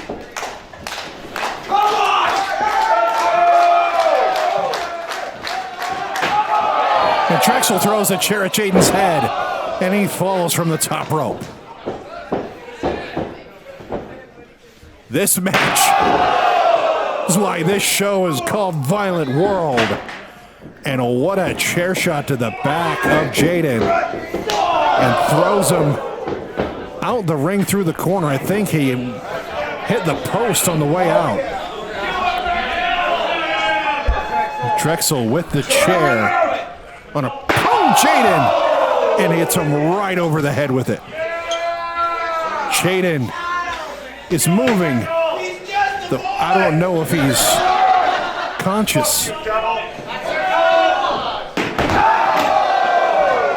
Drexl going bang, bang, leaping from the apron with an elbow onto JAIDEN with that chair on top of him. And now just choking him with it.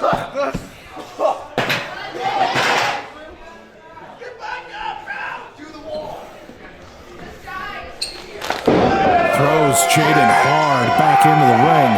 And I don't know what's more dangerous, the floor or the ring with those doors in there. JAIDEN, single leg drop kick, sending Drexl back down onto the apron. JAIDEN rolling out behind him, tying him up in that bottom rope.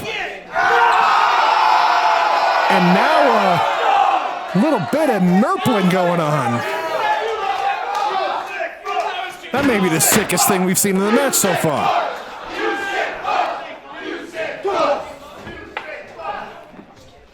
Big elbow, sending Drexl into the chair one more while he's there. JAIDEN says we're going bowling. Somersault onto JAIDEN, from JAIDEN onto Drexl on the chair.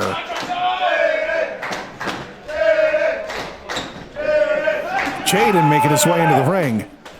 Drexl moving a little more slowly. Trying to decide which board to pick, which door to pick. And he lays that barbed wire board out in the middle of the ring. Catches Drexl coming in. Headbutt. And I think that took as much out of JAIDEN as it did out of Drexl. Why not do that one again? That's the hard part about a headbutt. And JAIDEN has found a staple gun.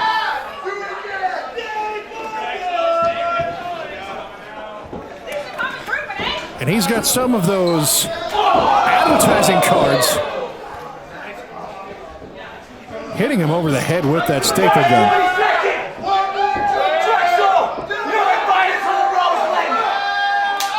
These are advertisements for Roseland's show, and he just stapled him to the head of the devil himself. And now one stapled to the back. Make it two.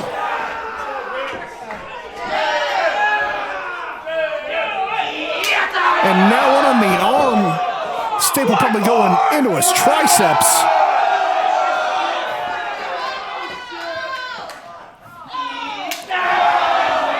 I don't think this was the kind of advertising Prestige was wanting to do with those cards for the upcoming Roseland Theater show. JAIDEN hitting him, but Drexl looks angry. JAIDEN gets kicked, we'll say low, and now he's got that card. Oh my goodness! He just paper cutted him in the mouth and does it again.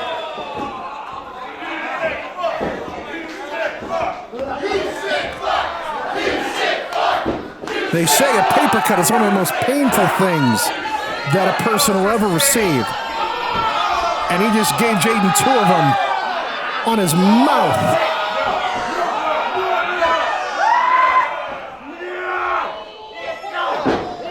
JAIDEN kicking his way out before Drexl can give him another one. And he's going to have to block that pain.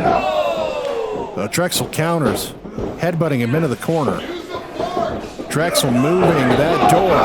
JAIDEN moving himself. JAIDEN is going for a bulldog. And Drexl just sent him directly onto that barbed wire laden door.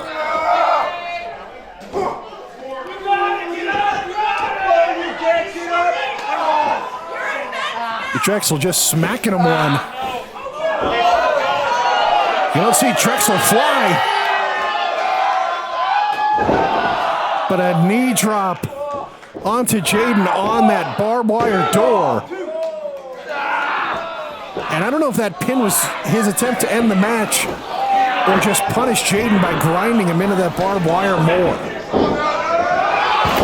German suplex onto the door with a bridge.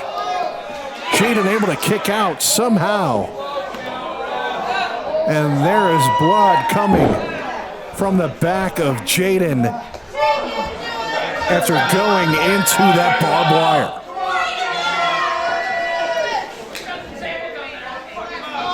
Drexl introducing a couple of more chairs into the ring.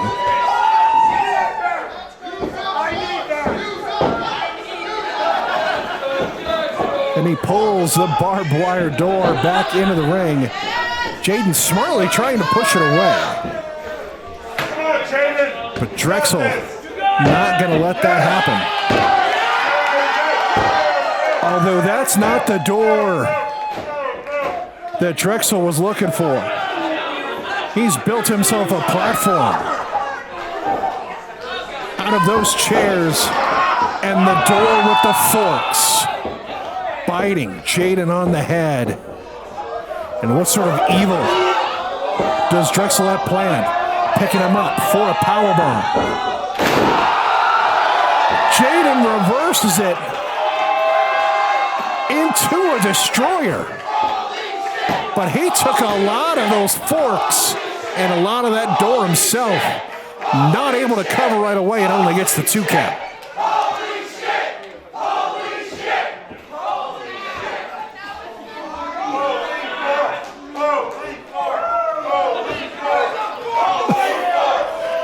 Crowd now chanting, "Holy fork." Jaiden grabs a fork that came loose from the door, and he was going to use it.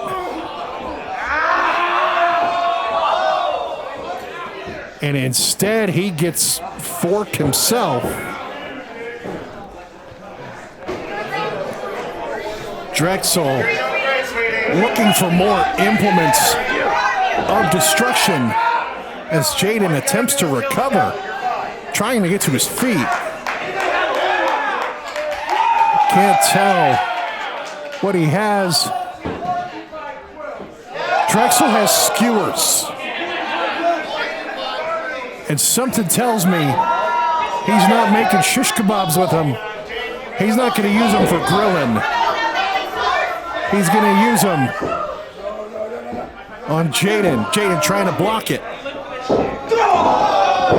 Kicks Drexl low to stop himself from being skewered. Jaiden now with the skewers. And he drives him into Drexl's head. And there are skewers sticking out from the head of the devil himself. Jaiden has been unafraid. Nice sliding kick.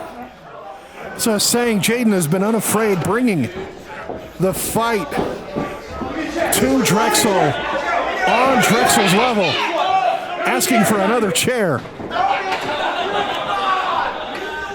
Drexl is grabbing more skewers. He came prepared with quite a few of them. And Jaiden now has that light tube laden door.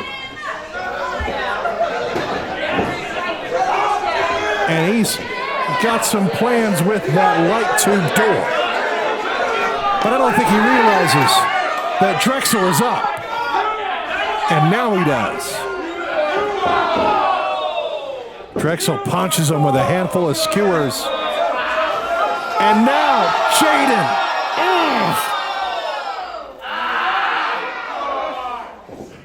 Getting skewered in the face. And with those skewers in his head, I don't know if you could call it a camel clutch.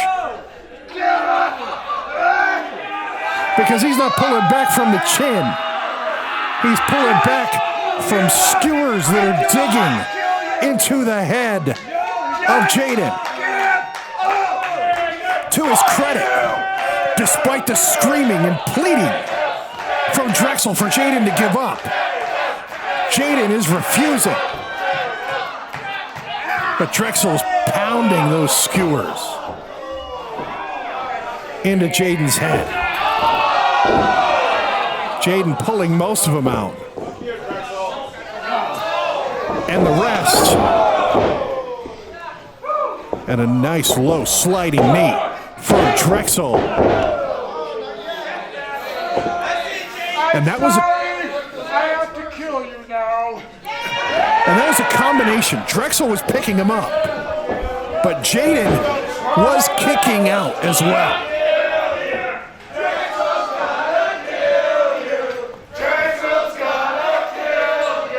Drexl saying, I'm sorry, I have to kill you now. Sends Jaiden into the post. I have a bad feeling he's going to bring him in the hard way. Jaiden, face, a crimson mask, eyes glossed over.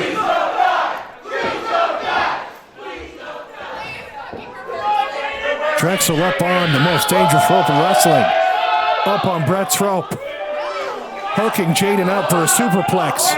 Jaiden still with some fight. Countering. Not wanting to go over. Onto that right tube door. Jaiden slipping out the back door. Jaiden has Drexl. Trying to pull him down. Drexl, though, raining punches onto those fresh skewer wounds.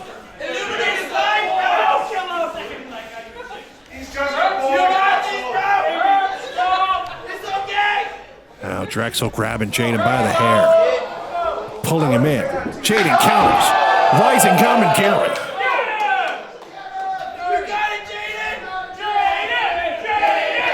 Drexl looking wobbly, sitting on the top rope.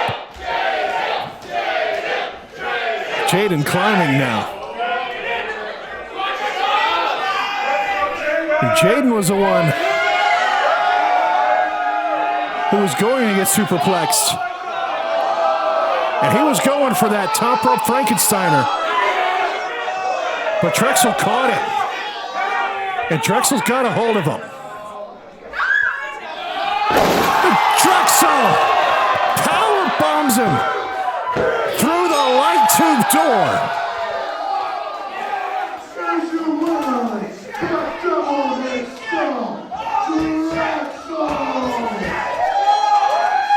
And Drexl wins the death match.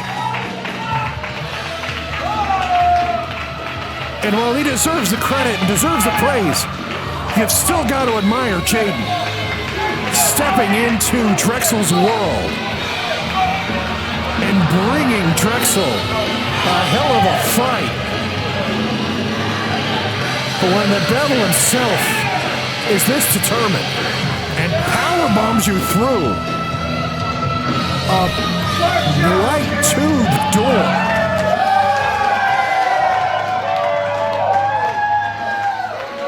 you're gonna go down.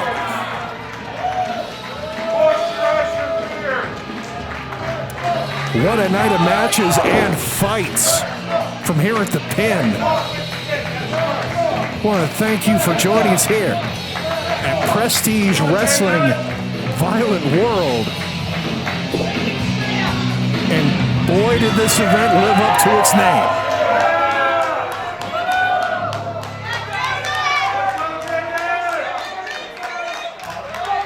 Jaiden is a mess. And Drexl is happy with his work.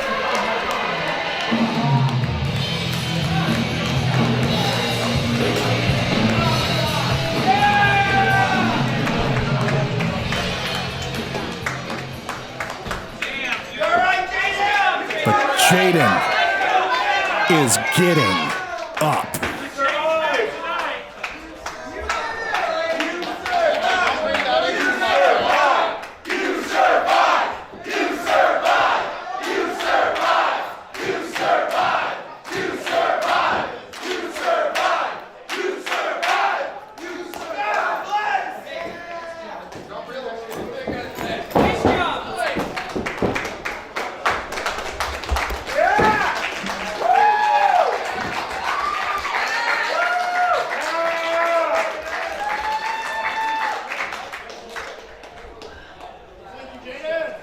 Look at the wreckage left behind by these two.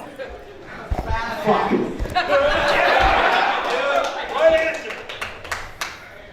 When I started doing this shit at age 12, 8 years ago. What? Hold on. You're still a child. When I started doing this 8 years ago, never did I imagine it would lead me to this kind of shit.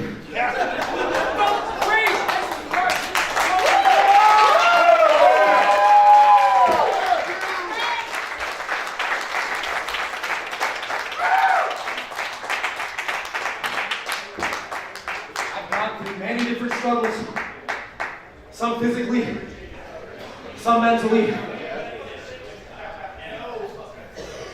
My own mother kicked me out of my own fucking house because I told her that I wanted to fucking do this. Bullshit! I wish it was bullshit. I ain't talked to my mom since I was fucking 14. Follow your dream, bro. Follow your dream. All because I told her at the age of 12 that this is what I wanted to fucking do.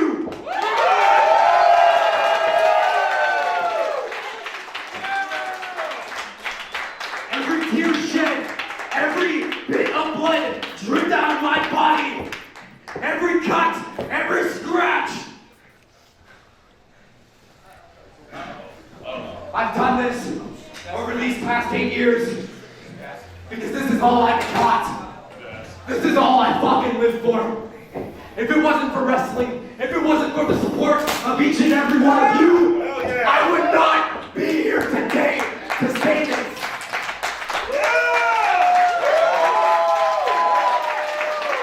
I have given everything for this business, and I will continue to do so until the day I fucking die.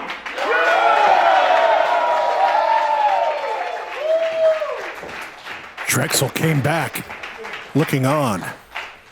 For the last 15 years, I've built the reputation of being the king of Northwest Hardcore. And of all these crops of kids coming up the last few years, JAIDEN, you've got more balls than any of them. And if you ever want to play again, anytime, kid, I like you. Drexl likes JAIDEN. And Drexl doesn't like a lot of people.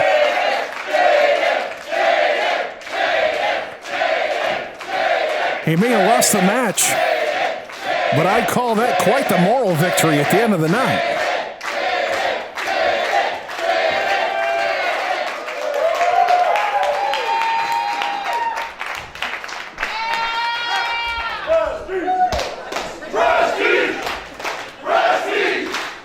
And there's the rubble left behind. Again, thank you for joining us here for Prestige Wrestling Violent World. Thank you guys so much. Stay safe, stay large, stay cool. Here again on May 15th with the Man Beast Rhino, and the Tag Team Championships will be on the line that night. Thank you. Stay home safe.